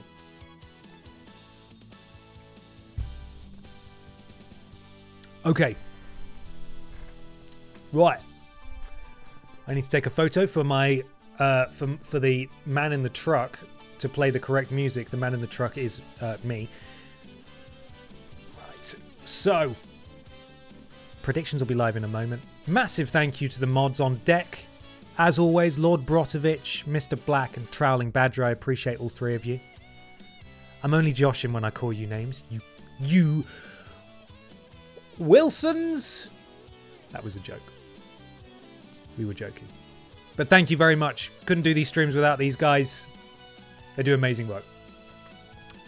Predictions are now live. Cannon Appleboy, Disco Gary, Leon Skennedy, and Danny DeVito challenge for the Red Thunderman's Little Kong Strong Championship. As far as I'm aware, no Little Kong Strong champion since the title's introduction has managed to retain the championship. We've had a new champion every single week. Could it change tonight? There's only one bloody way to find out, isn't there? There's only one bloody way to find out. And that's by doing a bloody match, isn't it? Where's Cannon Boy? There he is. I found him. It's taking a while to load this. There's a lot of boys in it. We're off.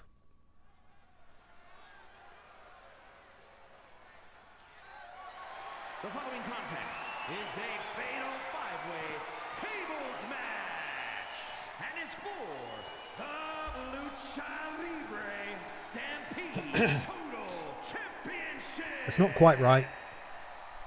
Little Kong Strong is what he meant to say.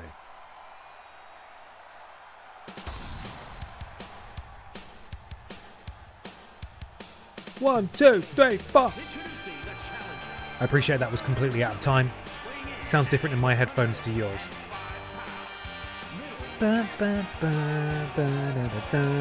Like, I know that's all out of time, which is really annoying because I am singing along properly on my end.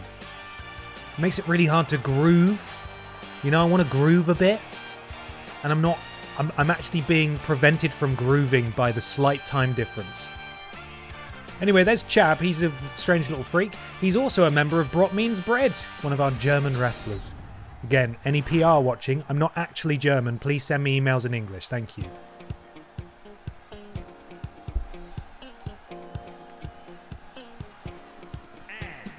Everybody doing the Disco Gary dance at home.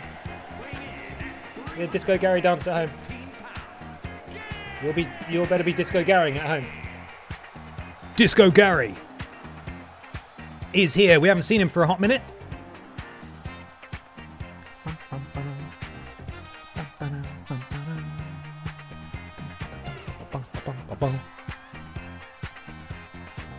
Disco Gary is ready to rumble. Can he win his first championship on Pip Down? I'm checking the stats. Let's have a look at our Little Kong Strong champions. We've had Bonklin, Brian Michael Bendis, Jeff Keighley, Hideo Kojima, Lieutenant Hank Anderson, Meatface, Pippa's Mum, Rules Boss, Eggs Budden, Danny DeVito, Pachiti Dust, Gollum, T-Virus, and currently Red Thunderman. That is a new champion every single week. Will that trend continue? Or will it not? Let's bloody find out.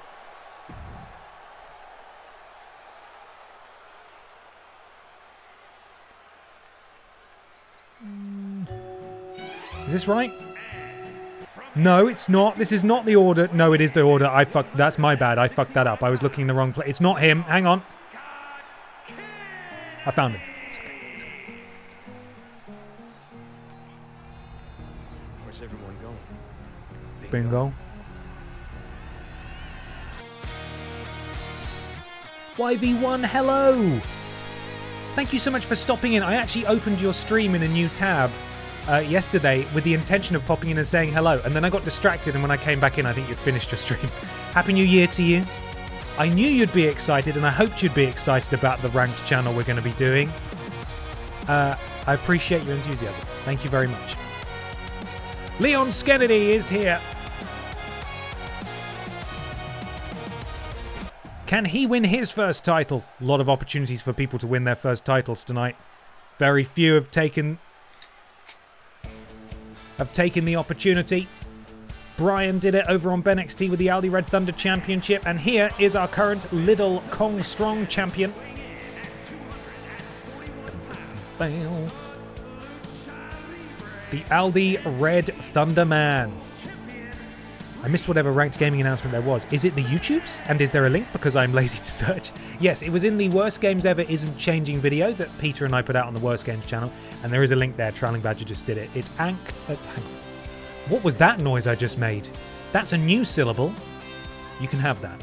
It's at Gaming Ranked Official on YouTube. We don't have any socials. We'll probably be promoting things via the Worst Games socials as and when we need to. But you can give it a subscribe now.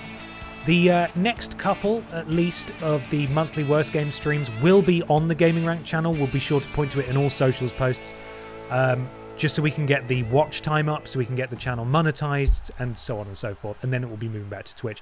But the VODs will all be signposted. Everything will be signposted, I promise. It'll be as simple as we can possibly make it. And finally, Danny, where are your glasses? Okay. So, as you'll all know, I had to put Christmas hats on everyone. I didn't have to. I did, for the festive streams. There were going to be some casualties where I didn't quite put them all back together again properly. And I think Danny DeVito's glasses may have been a casualty. So he can't see. So if you back Danny DeVito, just know that he is visually impaired for the course of this match. And his performance may be altered because of it. Right, just so you know. Just so you know. And there it is, the Little Kong Strong Championship. Defended, as it always is, in a tables match. You give me a slight heart attack every year with these videos. That's the point. Just for fun, eh? Just for fun. And look at the size of Disco Gary. I always forget quite how massive he is. All the tables at the moment are on the outside. You don't have to put someone through a table on the inside to win. It can happen on the out. Jesus, look at Chab go. It can happen wherever tables are found. And of course the goal here is to put someone through a table. The first person to put someone through a table will be the Little Kong Strong champion.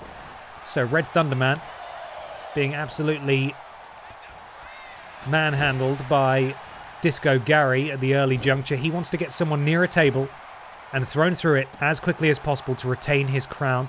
Go down in... Wow, look at the...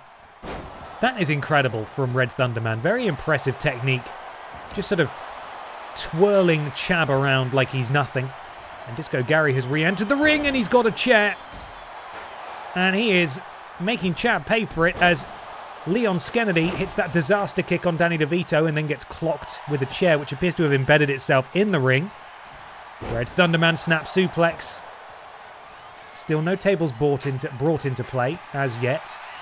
Danny DeVito sent into the ropes, bounces back way too early from the Red Thunderman there, completely misses. And Danny DeVito now, very nearly sent over the top rope, very close to that table. Can Danny DeVito throw Oh no, this could be pretty devastating. I think he's just going to put him on the apron though. And the table has collapsed, but he didn't go through it. So we're all fine there. This match continues. Nobody has gone through a table just yet. Disco Gary was a lot taller before he was 6 feet under. Disco Gary. Hey, speaking of Disco Gary, we found him at the Lake of Rage. And speaking of the Lake of Rage, we're going to be going there tomorrow. Slight shuffle of the schedule this week because I'm a bit unwell and I wasn't feeling very well on Monday. But Pokémon will be tomorrow morning, 11 a.m. until 2 p.m. Please come along if you can. And we are making our way towards where the Lake of Rage used to be. Maybe we'll find ourselves a Disco Gary, or at least some sort of spiritual successor, who's to say. 11 a.m. right here on Twitch tomorrow morning. Excuse me. This match continues. Aldi Red Thunder, no. Little Kong Strong Champion is the first man to set up a table. Who's going through it? Uh-oh, he's got a hold of Leon. Uh-oh, Leon. Okay, that was a head scissors takedown, but in the opposite direction. If he'd thrown him the other way, there's a good chance Leon would have gone straight through that, but the ball is very much in the Red Thunder Man's court right now. As Leon is prone, everyone else is out of the ring, but now Danny's making his way into the ring. The Red Thunder Man has Leon exactly where he wants him. Is the Red Thunder Man going to be the first person to retain the championship? We've not seen it done before. He's got him up. He's got him through. The Red Thunder Man makes history here tonight. The first ever Little Kong Strong champion to retain his championship. And it comes at the expense of Leon S. Kennedy. We are not crowning a new champion tonight. It is the Red Thunder Man who continues his legacy here on Pip Down, the first ever Pip Down men's champion. Now, a Little Kong Strong champion and the first Little Kong Strong champion to retain his gold, as green as it is. What's green gold? What would you call that? Jade? Any mineral fans out there? Give me some minerals. Give me some green minerals. Emeralds?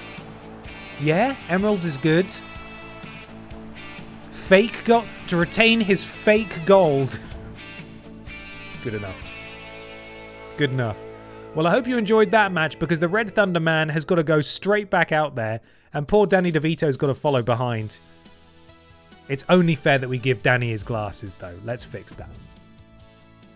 Grold. Moss? Fool's Gold can have a green sheen. I bought some Fool's Gold when I visited a mine once.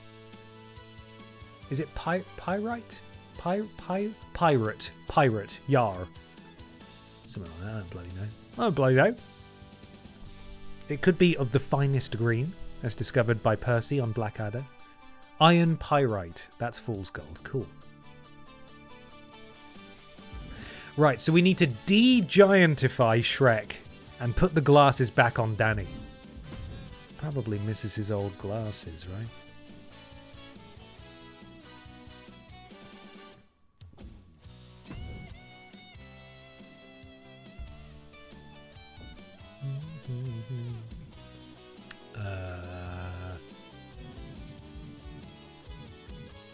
Where are you, Danny? There he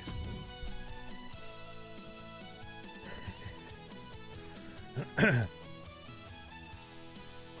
Iron pyrite, otherwise pie will be wrinkly. The far wall, how could you? Iron Pirate and multiverse eye patch wearing Robert Downey Jr.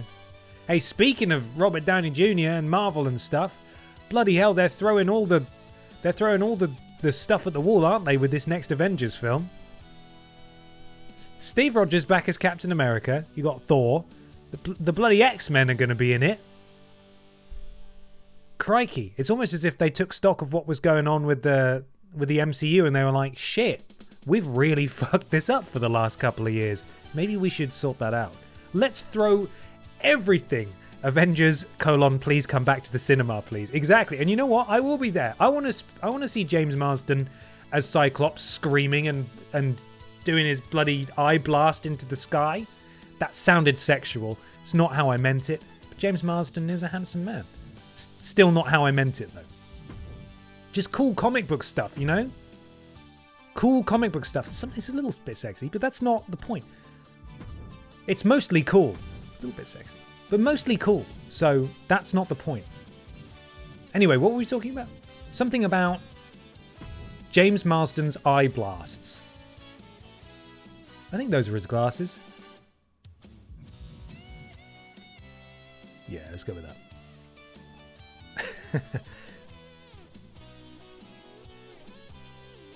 Please still watch our films. The old characters you like are literally all here. Avengers : We're sorry. Avengers : Remember. Avengers : The Avengers are changing. Avengers : A little bit sexy.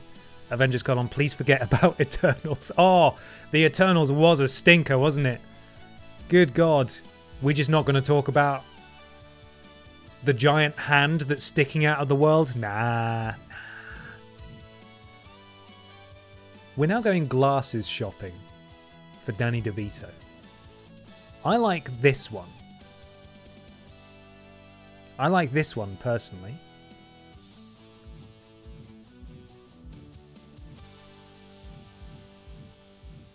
He just wears little specs, doesn't he? Little square specs, I think. And I've already seen all the good square specs, so I should just go back up, shouldn't I? I do like those as well, though. Those are good, yeah. Okay, we've run out. I'm just going to give him those. Those are fine. Those are fine. They're probably the ones he had originally. So let's go with that.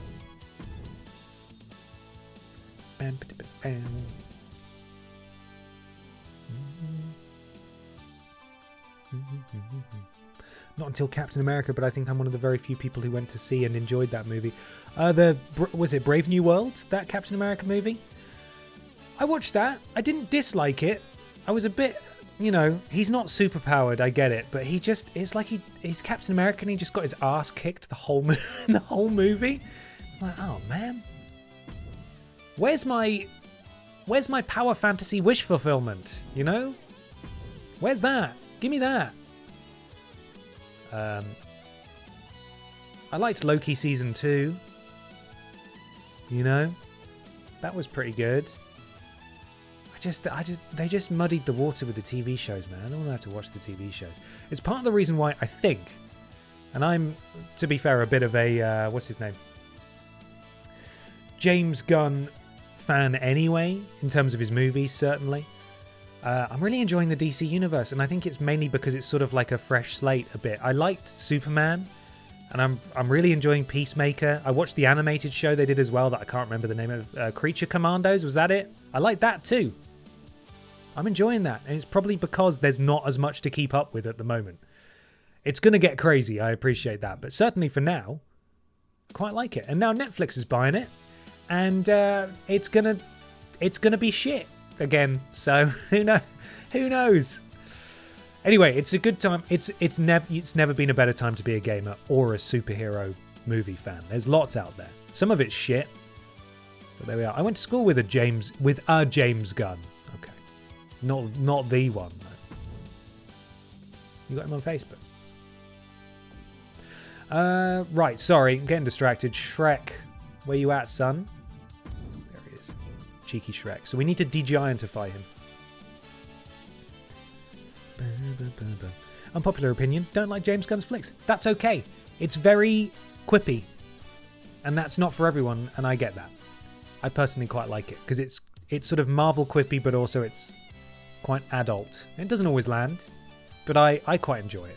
It almost feels a bit improvisational at times, and I appreciate that. But he's everywhere now because he's an in-demand director. So if you're probably sick to the back teeth of him if you're not a huge fan of that. We will get back to the wrestling in a minute, I promise. We're nearly there. Fighting style. Powerhouse. Yeah, see, I've taken him off Giant. He's not Giant anymore. He was on Giant.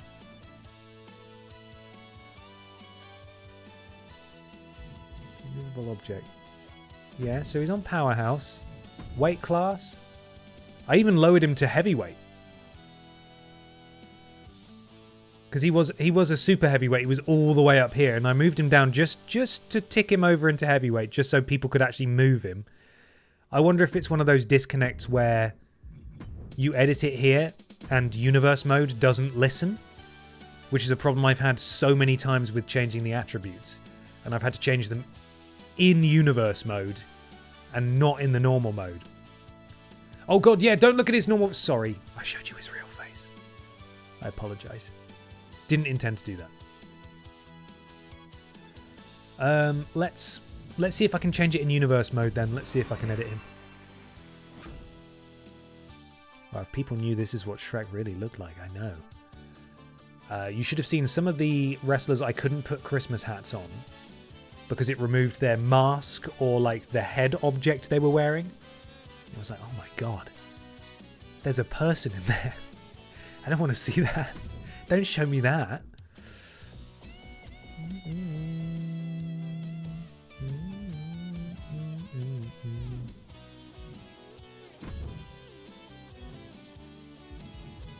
Yeah, I don't really know what I can do. I don't think I can do anything in here. Maybe he's just sort of got to be...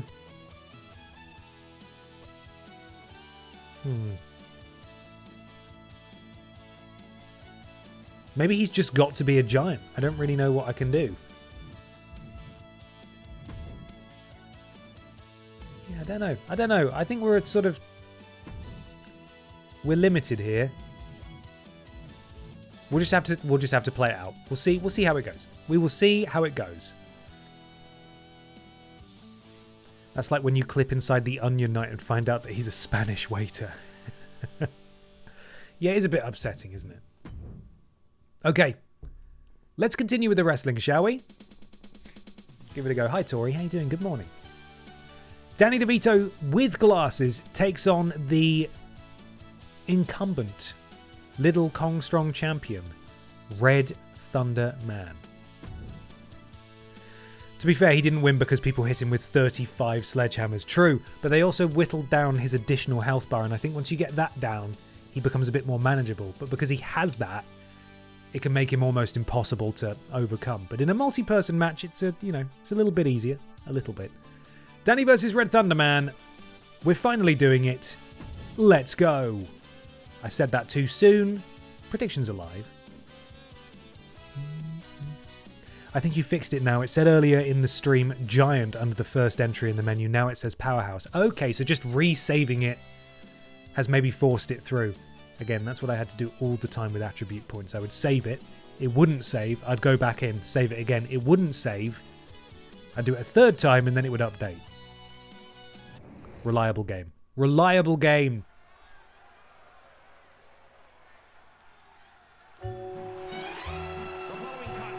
Hello, Afro Giraffe. Oh, God, my voice. Hello, Afro Giraffe. How are you doing?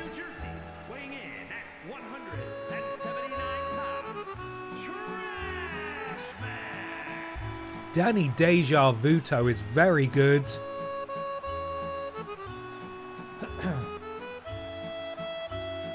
We need to appreciate the prediction titles more than we do. Danny, fresh off a grueling tables match, has to face the man who won the grueling tables match, who, get this, has just been in a grueling tables match. But it's rare you get to see the Little Kong Strong champion walk into a match other than a tables match as champion. And that's precisely what we're getting here.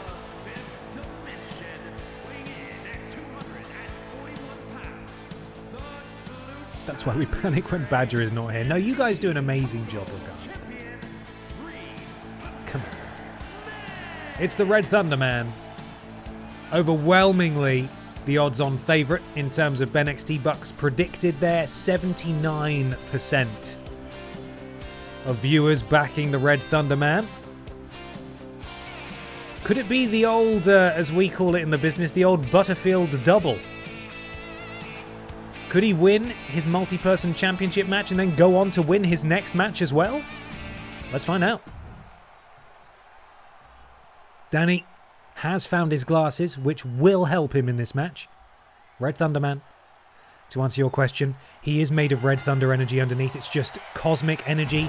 Do not remove the mask. It's frightening. And immediately into this unique submission maneuver. Danny, though, able to perhaps grab a hold of the ropes and then elbow his way out. Big splash from DeVito to the Aldi Red Thunder champion. No, that's not it. It's the Aldi Red Thunder man.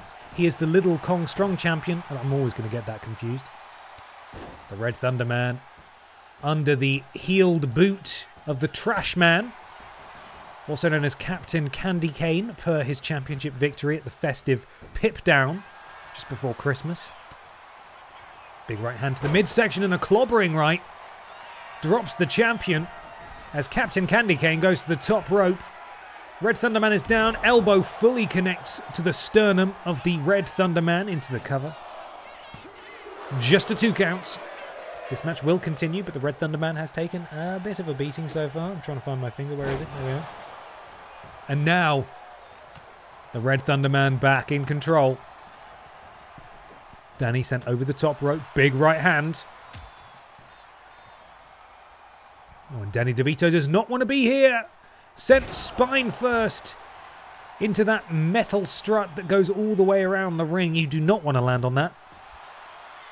Dragon leg screw from Danny DeVito on the outside. Levels the playing field. And now wheelbarrow position. Slamming him face first into that unforgiving padded mat. Red Thunder Man doesn't quite connect with the ring the way Danny would like. Second attempt sends him back inside. Danny following after. Nearly bumps into the referee. Leaping elbow drop. Glancing blow, I would say. But the little champion stays prone and now going after the knee as well. Danny looking very impressive in this match for a man who didn't really perform all that well just 10 minutes earlier. And now top rope, massive splash, fully connects. Red Thunder Man in a spot of bother here. Into the cover goes Danny. No movement from the champion. Kick out 2.5. Very close. Both men nearing their signature maneuver. Red Thunder Man elects to sacrifice some of his. Ducks under off the ropes. Oh, look at that springboard drop kick. And the Red Thunder Man has just catapulted himself immediately to his signature maneuver. Can he execute it? This will put him right back in contention here in this match. Elects to go for the cover instead.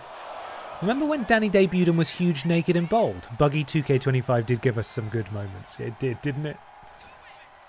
Man, just you wait for the next patch. They could break it all again. And look at this combination strike here from the Red Thunder Man. He's won championships with that. And he's going for his finisher here as well. Get him up. It's the Red Thunder Bomb. The Red Thunder Bomb connects flush. And Danny DeVito's night could be over right now. It's the Red Thunder Man. He's done it. He has had, as predicted, the Butterfield evening. And it was one-way traffic for a while. Danny DeVito doing very well. But the Red Thunder Man able to secure his signature. And then he absolutely crushes Danny DeVito with that Red Thunder Bomb. Here, a thing of beauty.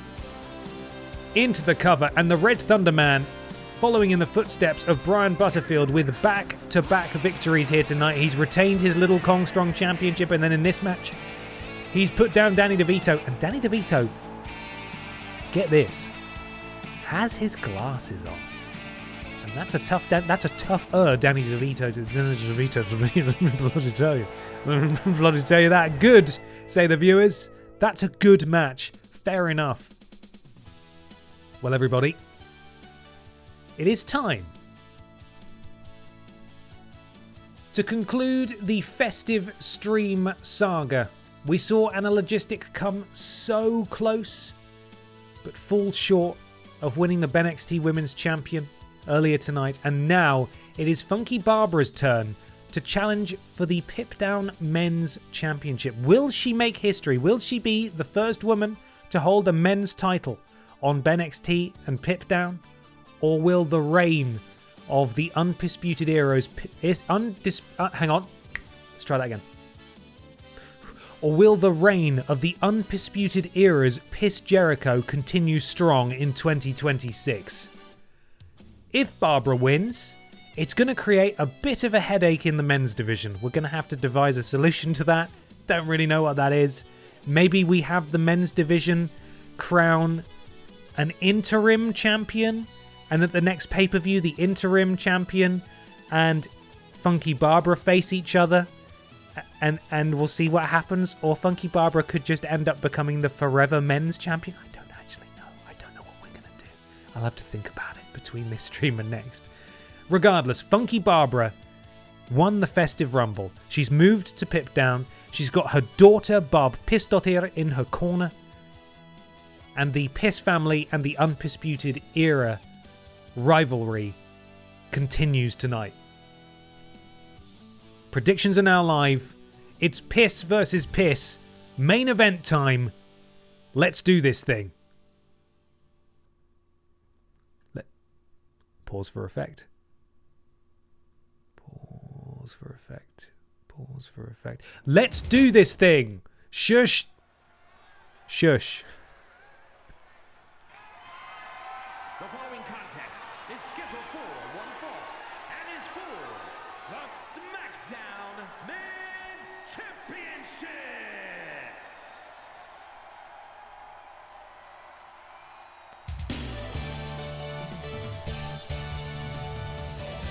Salute the Queen.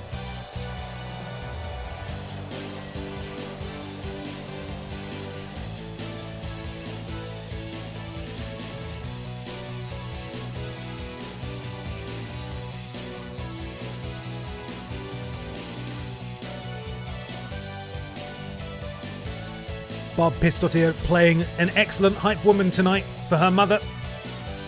Oh, that's a bit weird. That's fine. Pay it no mind. They're just excited. Funky Barbara looks locked in. She looks ready. And she's got extra motivation tonight because a victory would not only cement her in the history books, net her another world title, but of course it would also mean that she gets to piss off the evil cousins in the Undisputed Era.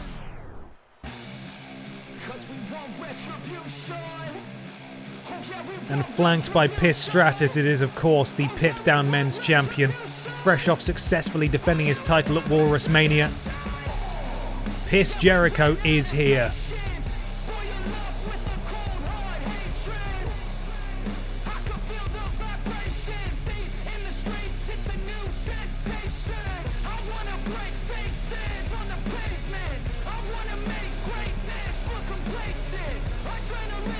Remember the blood piss rules match where one family realised what was happening and the other just kind of got beat up and stayed outside?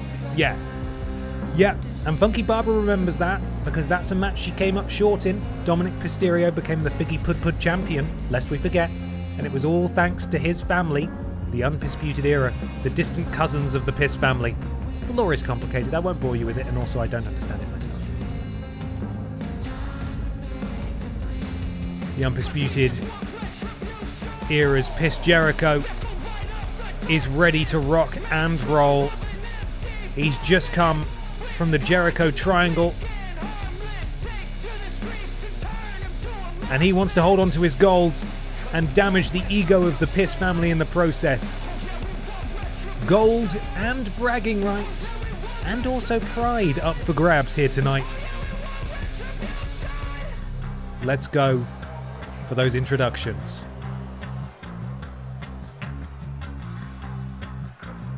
It's a good song, isn't it?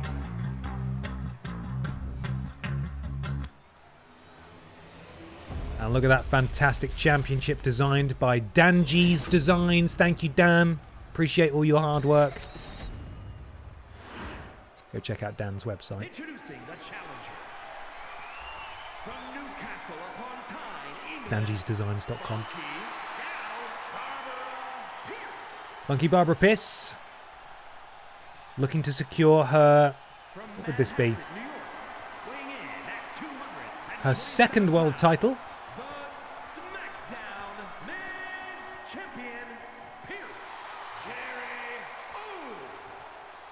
Piss Jericho The second Pip Down men's champion, defeated the Red Thunder Man for that belt, who has had a fantastic night himself. Let's see if Jericho can channel that. First time a woman is challenged for a men's championship in BENXT or Pip Down, mainly because the game makes it basically impossible to do that. But we're going to try anyway. Funky Barbara is looking confident. Piss Jericho limbering up. And we are officially underway. We are breaking ground here. Piss Jericho. Northern Light suplex. And a Lion Salt. Ooh, Barbara nearly moved out of the way, but just got caught. Rolls into an early cover here. I don't think this is going to do it, but worth a try. You never know.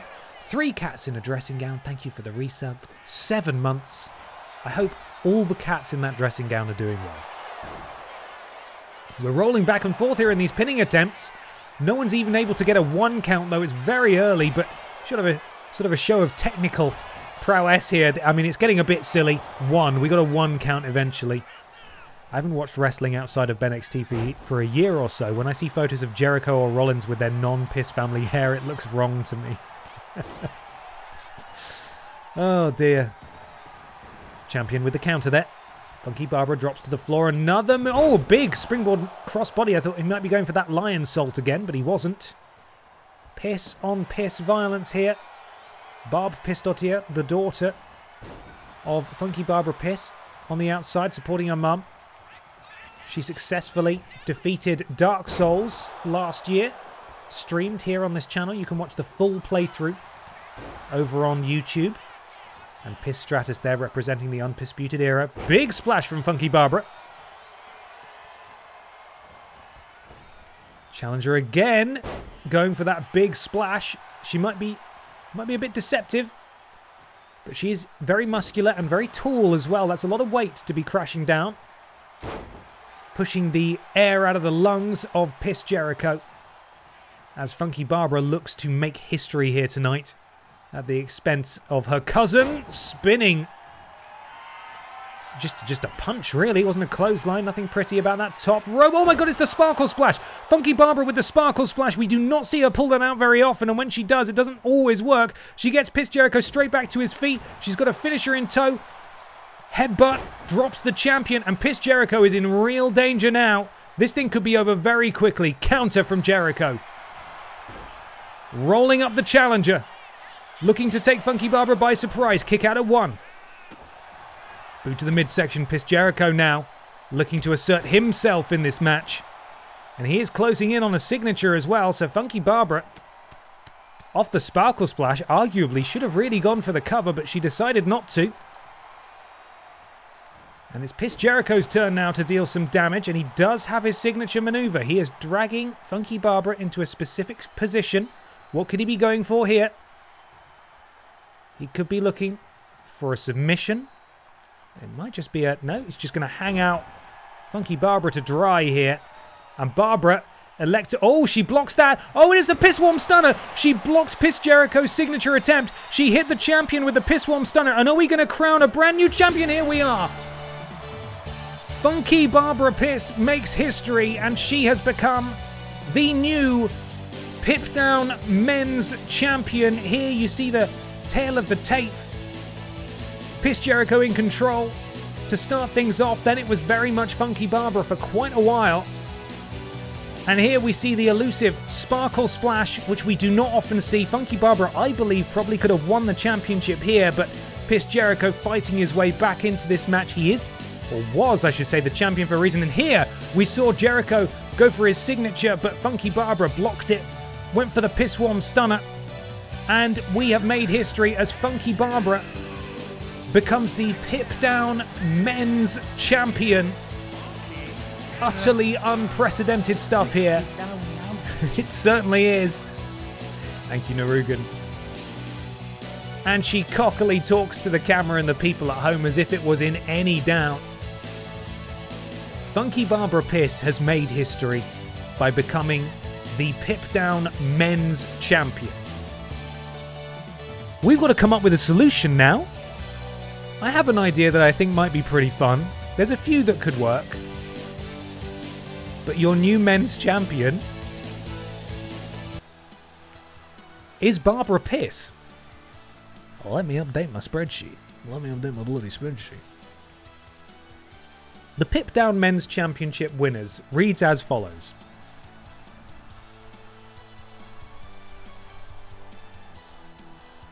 Red Thunderman, inaugural, 1 time. Piss Jericho, 1 time. Funky Barbara Piss, your current Pip Down Men's Champion. Hell yes. What do we do? That's a great question. I think what we need to do is duplicate this championship. Put like, what was it that CM Punk did in AEW? He had the real World Championship and he just put a big red cross on the front. Maybe we do that. Or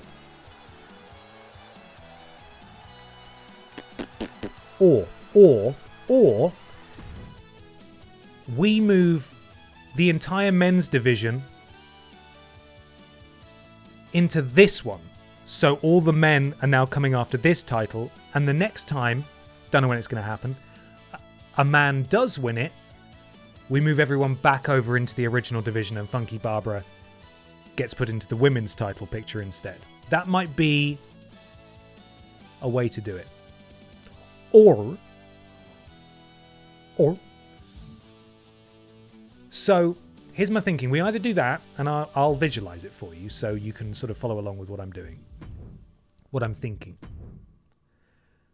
So currently, the men's division is that, and I had to set a championship, which I just chose the 24/7 just so we had something. No one is the champion in the men's division at the moment, as far as the game is concerned. This is the actual men's division, in which Barbara is the champion. We either move all of these people over to here, so that division can keep going, or we keep Barbara as the champion, duplicate the championship, put a big red X on it, and have a big multi-person match between these guys to decide who is the real men's champion. At the next pay-per-view, we have the real men's champion face off with Funky Barbara to unify the titles. If Barbara wins again, maybe we just put them all in the same division and see what happens. But how does that idea strike people? How do you feel about that? Do you feel okay about that? As far as I'm concerned, Barbara is the men's champion. But we can also have a tournament for the real champion. It's hard to explain.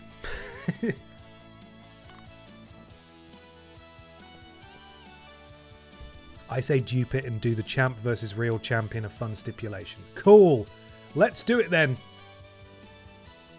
Pip Down Men's Champion versus Pip Down Men's Universal Champion, then unify.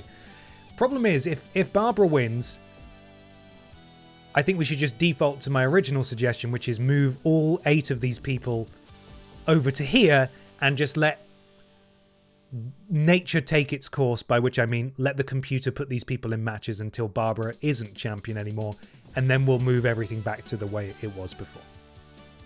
So the 24/7 championship is changing. Right. Let's make a new championship then. It's time for admin. Shouldn't take too long. The problem is, though, when you duplicate a title in this game, it doesn't make it very clear to you which championship is the original. So we're going to have to duplicate this, put a big red X on it, then go back into universe mode, make sure Barbara doesn't have the one with the big red X on it, and take it from there. Duplicate.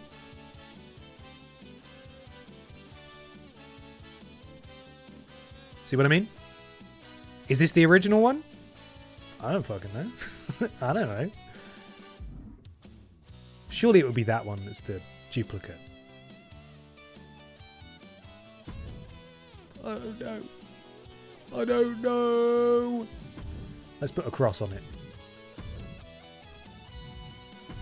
Sorry. Sorry to Danji and your amazing design. I'm going to deface it now. I was hoping for a more interesting cross, but there isn't. We're just going to have to go with that. Oh, for fuck's sake. Right, okay, bear with me. You know what, actually, let's just put two lines. There we are.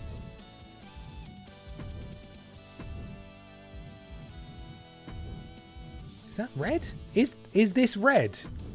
I don't think it is, buddy. Oh, material. Steel? Steel is the brightest one, sure. Let's go with that.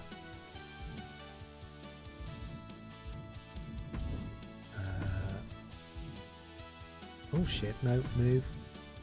There we are, cool. And then add a second one.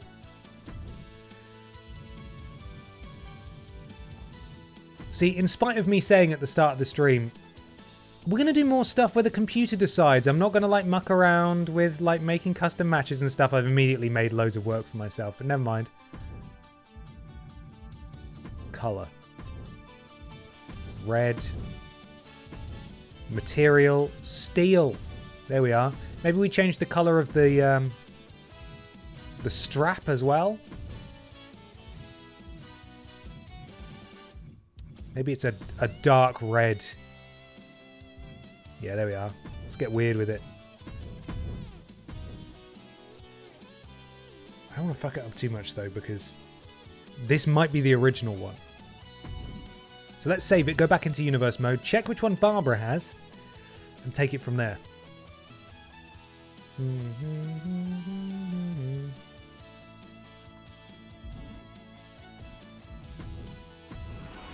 Universe mode. Championships. Okay, we're good. Barbara still has the original one. And where's the new one? Can we go to custom? There's the new one. Cool, so we just need to rename that. And then we're good to go. And then on the next pit down, we'll have a big stupid match to decide who is the real champion as we work our way towards the next pay-per-view, and then they'll face off.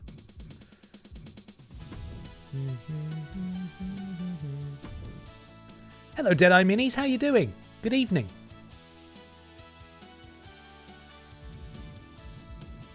There we are. The Poop Down Men's Championship.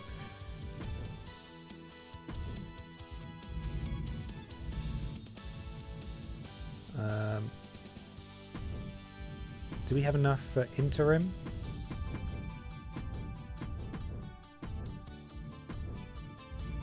We can bloody try.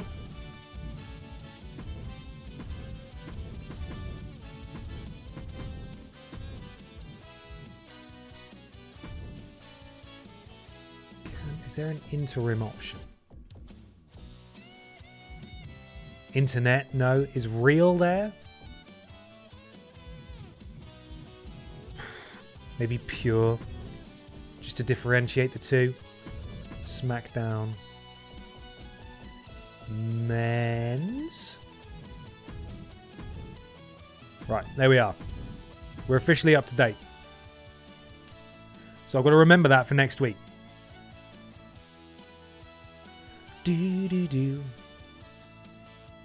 Down Men's Championship and interim Pip Down Men's Championship. So that's what the rest of the division will compete for now. While Barbara holds on to that. And then in the next pay-per-view, Barbara and the interim champion will face off to unify the divisions. That's a bit of silly bollocks that I can get behind. I think, anyway. So we need to make that the championship here.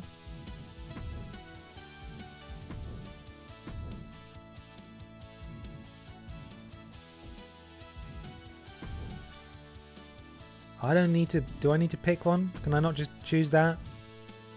Fuck.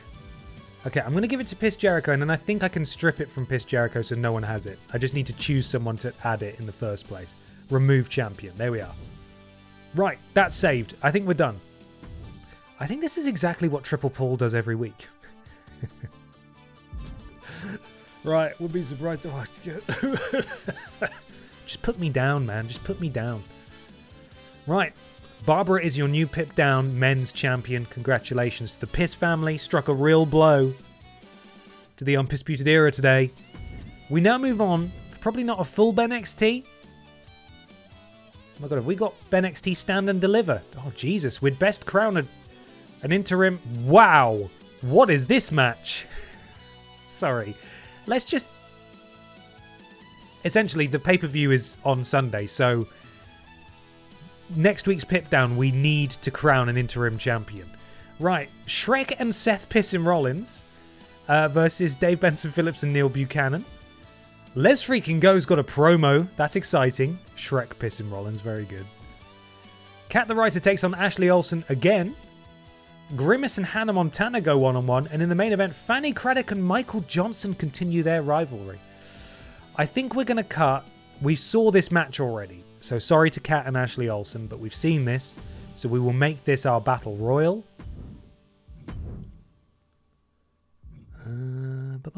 Shrek and Lord Farquaad. It really does look like that, doesn't it? It looks exactly like that. God. So, Brian has to defend his championship. How exciting. And also it's time for us to spin a wheel, which is equally as exciting. So prepare yourselves. It is wheel clock. Who will challenge for the Aldi Red Thunder Championship? Oh. Hello? Spin wheel? There we are. God, third time's the charm. Senior Joe. Senior Joe! 3 wins and 13 losses. Good God.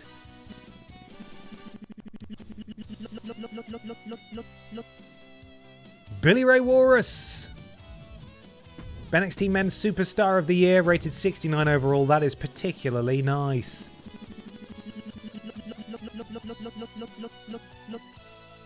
Fanny Craddock. Oh my god, imagine if she walked into the main event tonight as a champion. Horrifying. 2 more slots remain. Scandal Penguin, former Aldi Red Thunder champion. I remember Scandal Penguin's win just before Christmas. I believe he eliminated every single person in the match. It was unbelievable. And then he lost it the next week, which is weird. Strange booking there. Not really sure what that's about. Final slot goes to...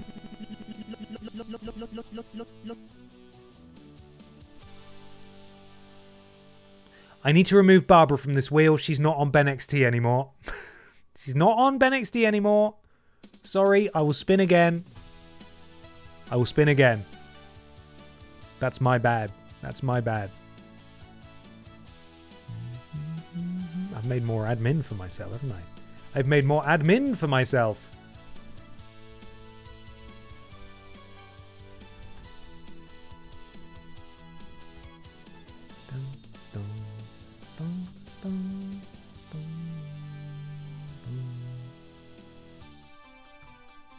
We're spinning again.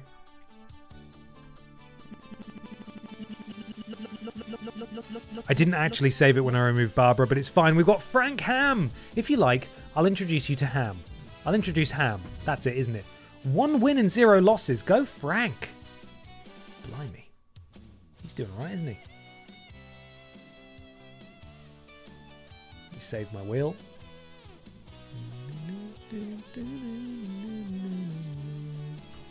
There we are, there's the updated wheel.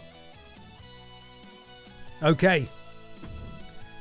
That's what is known as a 100% record. It certainly is. Brian, you're in for a tough night, my man. Can he do it? The £1.50 question. Up first, though, we've got Shrek and Lord Farquaad taking on Dave Benson Phillips and Neil Buchanan. This is Paul Schnauzer Erasure. What did he get cancelled? Paul's on the list. He's here somewhere, I think. I think he's on Pip Down, though, isn't he? Paul Schnauzer. I've got to check the roster list now.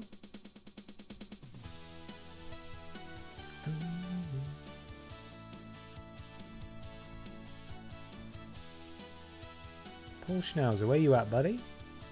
Yeah, Paul Schnauzer's on Pip Down, so, you know, He's hanging about. He's just not in any programs at the moment. Creative has nothing for you. You know, it's fine. He'll be fine. Okay, let's do this thing. Shrek and Farquaad versus beloved 90s Kids TV kicks off BENXT tonight. Some sort of shenanigans are happening, but let's see how we go. Shrek piss him Rollins. Let's freaking go. Oh, we're starting this thing off immediately. No intros today. Both teams are trying to decide which competitor is going to start for their respective team. I don't think this is going to go well. Predict responsibly, guys. There is friction on Lord Farquaad's team. Do bear that in mind. Shrek starting things off for his team. Beloved 90s Kids TV have sent out Dave Benson Phillips initially, and Shrek clearly is no longer a giant, so that has worked. Big clothesline to DBP. Shrek now looking to follow up with more heavy artillery counter from Dave Benson Phillips, who goes for the schoolboy roll-up. Referee is in there quickly, takes a moment to start counting, kick out at 1 by Shrek. Shrek's already 0-1 on the BENXT roster. He's not going to want another loss. He's only just debuted. You don't want to go on a losing streak straight away, do you? And DBP is absolutely taking him to school, though. Shrek with the counter. And Shrek grabs Dave Benson Phillips, throws him into that corner there. Spins him around. And now what's Shrek looking to do? Lifts him up, maybe going for snake eyes here. Face first goes DBP off that turnbuckle pad as Shrek goes to the top rope. I don't think Shrek should be up there. And Neil Bucake looking to get involved, but does enough seemingly to distract Shrek as Dave Benson Phillips is able to roll out of the way. And Shrek now is prone as Neil Buchanan is tagged in. Kicks him in the midsection. And now Neil looking to follow it up. Lift Shrek back to his feet. And Shrek sent into enemy territory. Tag made. Perhaps a tag team move coming here. Dave Benson Phillips, the legal man for his team now after the tag. Double back elbow. And Shrek is down again. And Seth Pisson Rollins, the BENXT wide champion. Lest we forget, he is a champion on BENXT. Just watches on. The two butted heads seemingly at the start of the match about who should begin things here. And Shrek now showcasing some of his power as he launches Dave Benson Phillips across the ring. Big right hand. And a counter from Dave. Dave, oh no, Shrek back where he does not want to be. Another tag is made. Neil now tagged in. And he could be on the receiving end of another back elbow. No, this time it's a flapjack from both men. Neil, full head of steam, rolling neck snap. That's a big neck to snap. Into the cover goes Neil Bucake's kick out at 1. Shrek still got plenty in the tank. Oh, and Neil, very impressive gymnastics, but ultimately didn't connect with a soul. As Shrek now, big punches and then a headbutt, and now he goes for the tag. And Seth Pisson Rollins, the wide champion, is now legal.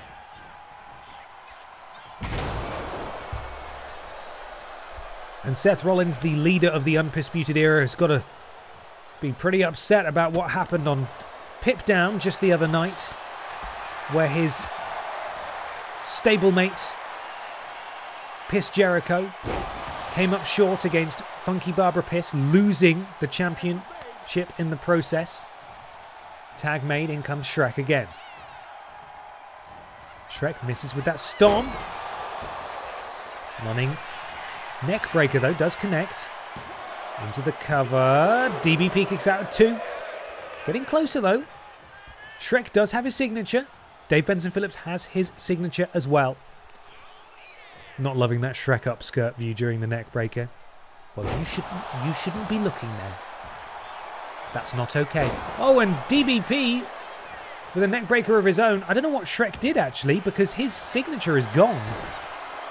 And DBP locking in a cross arm breaker. Is Shrek going to tap out to this? I don't think so. Shrek able to slither out, and then right hands will break up that. And Shrek is not looking in a good way here. I think he really needs to get Seth Pisson Rollins here. Fireman carry takedown. Leaping DDT from Dave Benson Phillips. That could be it. Seth Piston Rollins decides to come in to break things up. But now, of course, Shrek is all on his own. Seth Piston Rollins cannot come in to help him. And Dave Benson Phillips has a finisher. I don't know why Shrek's going for the cover off that. Imagine if Shrek won off that. That would be absolutely ridiculous. A DBP DDT. Tag made. Seth Rollins now legal. DBP on the receiving end of a double flapjack courtesy of Shrek and Lord Farquaad there. Diving tag made. Neil Buchanan is legal. And Neil, really unforced error there, runs directly into the oncoming offense of Seth Piston Rollins. And Seth Piston Rollins has a signature. Neil Buchanan has not been hurt as yet in this match, but he's going for the pissagree. Is Seth Piston Rollins? Oh no. Counter from Neil Bucakes. Impressive stuff from Neil. Neil now has his signature. And it's Seth who's potentially in harm's way. Doesn't decide to go for the tag, does Neil? Beloved 90s Kids TV, that being Neil Bucakes and Dave Benson Phillips. They have held tag gold before in BENXT. They are an established tag team. Shrek deciding to come in to have a look at that. Ultimately didn't break it up. And now, of course, he has that red X above his name, which means all he can do is watch. And it's Seth Piston Rollins this time with the counter to Neil Bucakes' signature and a piss stomp. Seth Piston Rollins executes his finisher perfectly, and DBP comes in to break it up. So let me get this straight. Seth Piston Rollins went for his signature. It was countered by Neil Bucakes. Then Neil Bucakes went for his signature that he earned by countering Seth Piston Rollins' signature. And Seth Piston Rollins countered that to earn Seth Piston Rollins' finisher. And still, this match continues. Back and forth they go.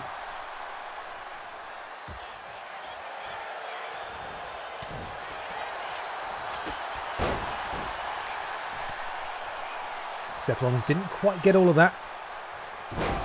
Neck breaker from Dave Benson Phillips to Neil Bucakes. Neil now, whoa! Sends Seth for a ride.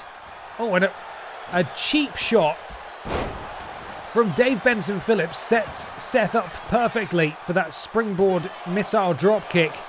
And that is not going to cut it against the BENXT Wide Champion. But again, Shrek cannot enter this match to assist his friend. Neither can Dave Benson Phillips, actually. It's both Neil and Seth in there on their own until a tag is made either way. And Neil is crawling for the tag. I don't know what Seth was doing. Seth turned a blind eye. Dave Benson Phillips now legal. Dave Benson Phillips has his finisher. That was it. Is Dave Benson Phillips about to pin the Wide Champion? Surely not. He's bloody done it. Dave Benson Phillips has pinned Seth Piston Rollins, the Wide Champion, in tag team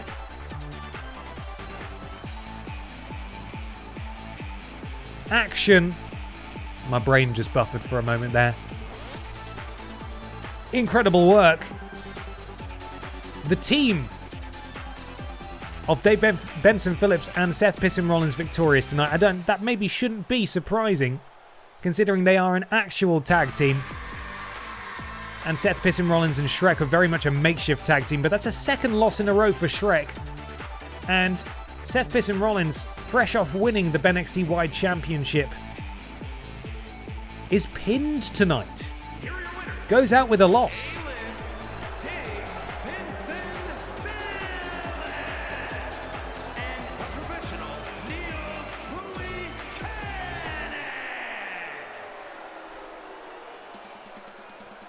I would call it an upset, but I suppose it's not. One is a real tag team, one is not. And this rivalry, I believe... disrespectful and treacherous. Look at that cheeky Shrek. Shrek and Seth Piston Rollins were scheduled into a tag match that went disastrous for them. Both superstars were obsessed with one-upping the other, trying to get momentum for their championship match rather than trying to win the match. So clearly these two are in a rivalry, and because they couldn't coexist, it's the beloved 90s kids TV presenters that win the tag match tonight. I think we've got just enough stream time left to hear what Les Freaking Go has to say, and then do the Aldi Red Thunder Championship match. How does that sound? Sounds pretty good to me, Ben. I'm glad you think so. Les Freaking Go has got a lot on his mind. Oh. Don't want any spoilers there. Les C. What's freaking going on in his mind? Yeah? Cool, let's go. Here he is. The sexiest man alive. I wasn't ready with the music. There he is.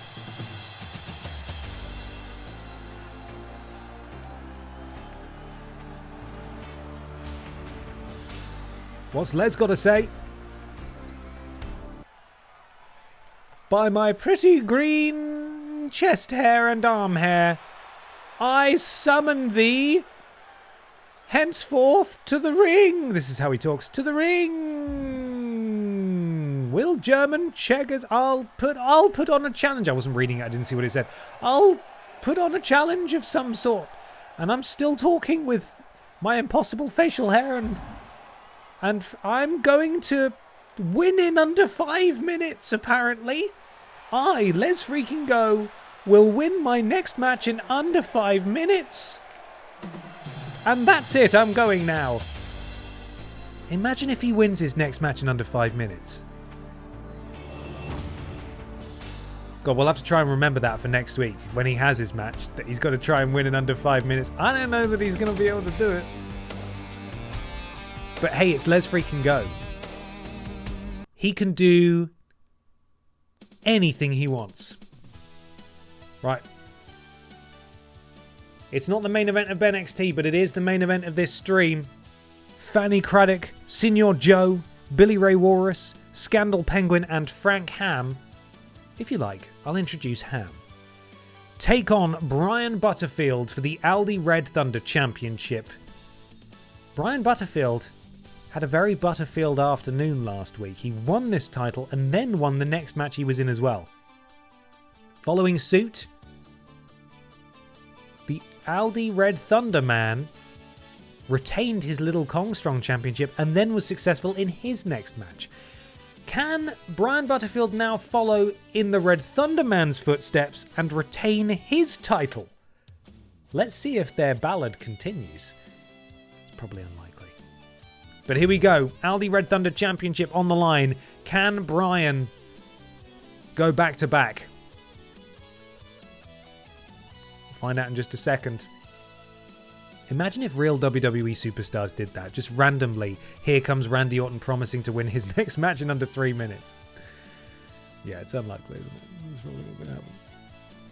Okay, we're off. Get ready. The Craddock is about to be unleashed.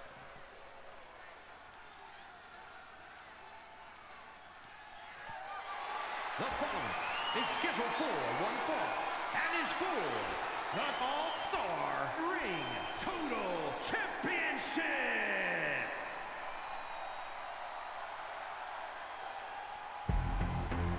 Here she comes.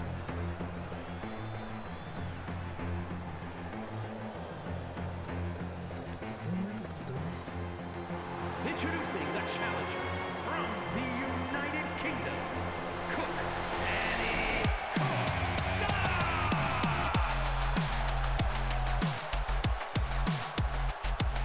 Go Fanny, go Fanny, go Fanny. It's all out of time. Doing my best. Fanny Craddock cheated to win against Michael Johnston a couple of weeks ago. She faces off against him again in the main event of BENXT, which will take place next week.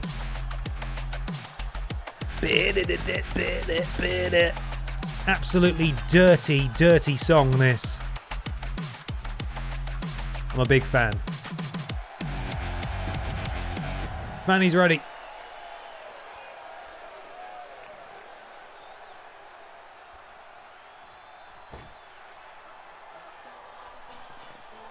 And here comes Joe. And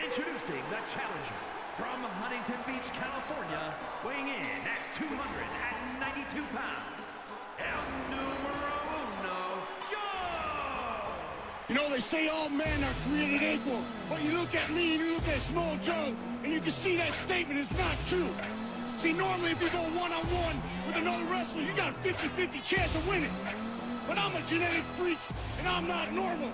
So you got a 25% at best at beating me. And then you add Kurt Angle to the mix, your chances of winning drastically goes down. See, the three-way at sacrifice, you got a 33 and a third chance of winning. But I got a 66 and 2/3 chance of winning, because Kurt Angle knows he can't beat me, and he's not even gonna try. So some more. Samoa Joe is ready.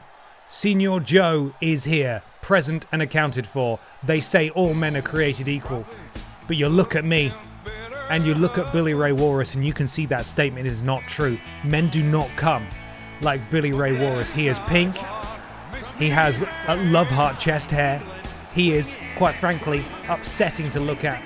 But my God, what a head of hair. There's no competing with that. Simply no competing with that.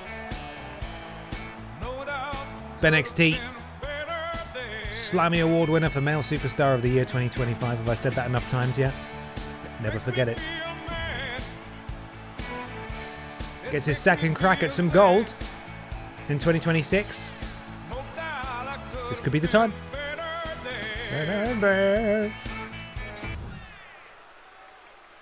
And now it's time for the champion. Out of respect, I will let his music play uninterrupted. This was me, Brian Butterfield, 6 months ago before starting my diet. From London, England, weighing in at 309 pounds, the All-Star. But just look at me now. I feel like a real man, thanks to the Butterfield diet.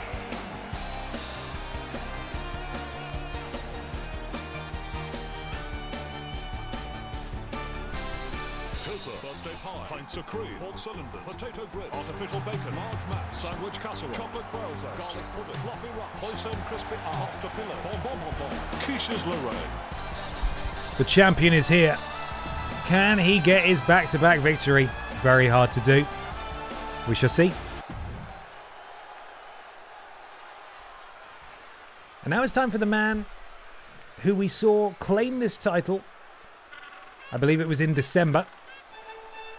Very appropriate time for a very wintry boy. And he did so in unprecedented fashion by eliminating every single person in the match. Sometimes all you need to do is just eliminate, be one of the last two standing and eliminate your opponent, and then you win. But this guy eliminated every other person in the match. It's a dominating performance unlike anything we have ever seen before. And yeah, then he lost it again. He would probably love to be a 2-time Aldi Red Thunder champion though, so let's see how he gets on. If you like, I can introduce you to Ham. And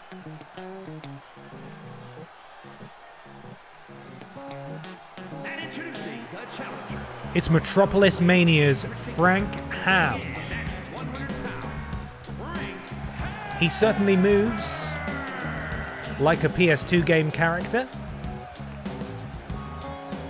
Let's get a look at that in third person. Not that it was first person before, but you get what I mean. Yeah, that's a PS2 character, I think. Frank Ham with his first championship opportunity here. Oh, he walked directly into the ring. That's pretty embarrassing.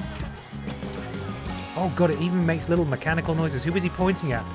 If I was in the front row and Frank Ham pointed at me like that, I would wet myself and then leave in that order. Anyway, Frank's here. Let's get this match underway.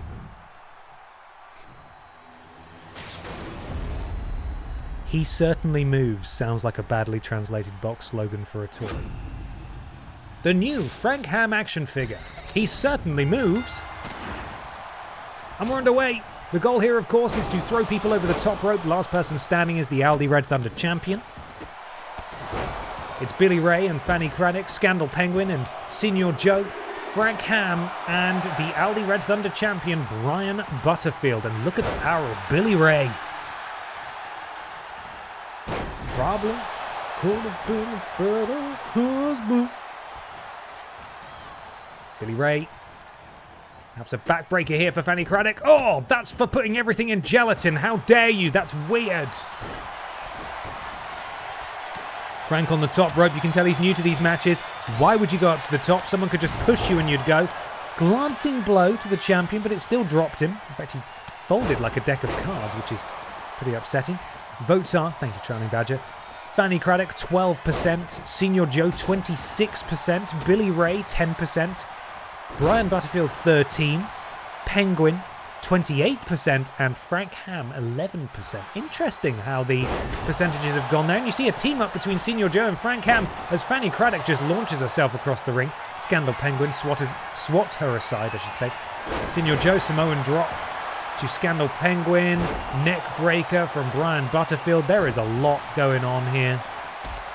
A lot going on here. But this is always the way when things first start.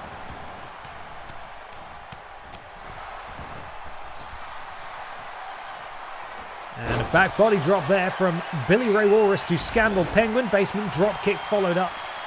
Directed at the champion, Senior Joe sends Fanny Craddock for a ride. As Billy, perhaps looking for the first elimination attempt of the night, and he is going for it. Scandal Penguin up on the turnbuckle. Billy Ray Walrus looking to get rid of him as Brian Butterfield. Oh, there goes Frank. If you like, I can say goodbye to Frank, and there goes Fanny. We have lost Frank and Fanny immediately. I should say, not immediately, but in quick succession, both of them looking around like, what's going on here? If you like, I can say goodbye to Ham. Frank Ham has gone. Fanny Craddock also making her way to the back as Scandal Penguin looking to eliminate the champion here. This would be absolutely dire for Brian Butterfield if he were to not even make it into the final two. Oh my goodness me, Senior Joe's been thrown straight over the top rope. We're down to 3. This is moving very quickly indeed. Billy Ray Walrus going for the elimination on Scandal Penguin. Brian Butterfield perhaps in the best position possible by just being pro. And there goes Scandal Penguin. My God, what is happening tonight? Billy Ray and Brian Butterfield are the final 2 in this match. Brian Butterfield slips out the back door. Billy Ray now being walked over to the rope. It's far though, so Billy able to power out. And Brian needs to watch his back here as Billy sends Brian into the ropes. Back elbow drops the champion.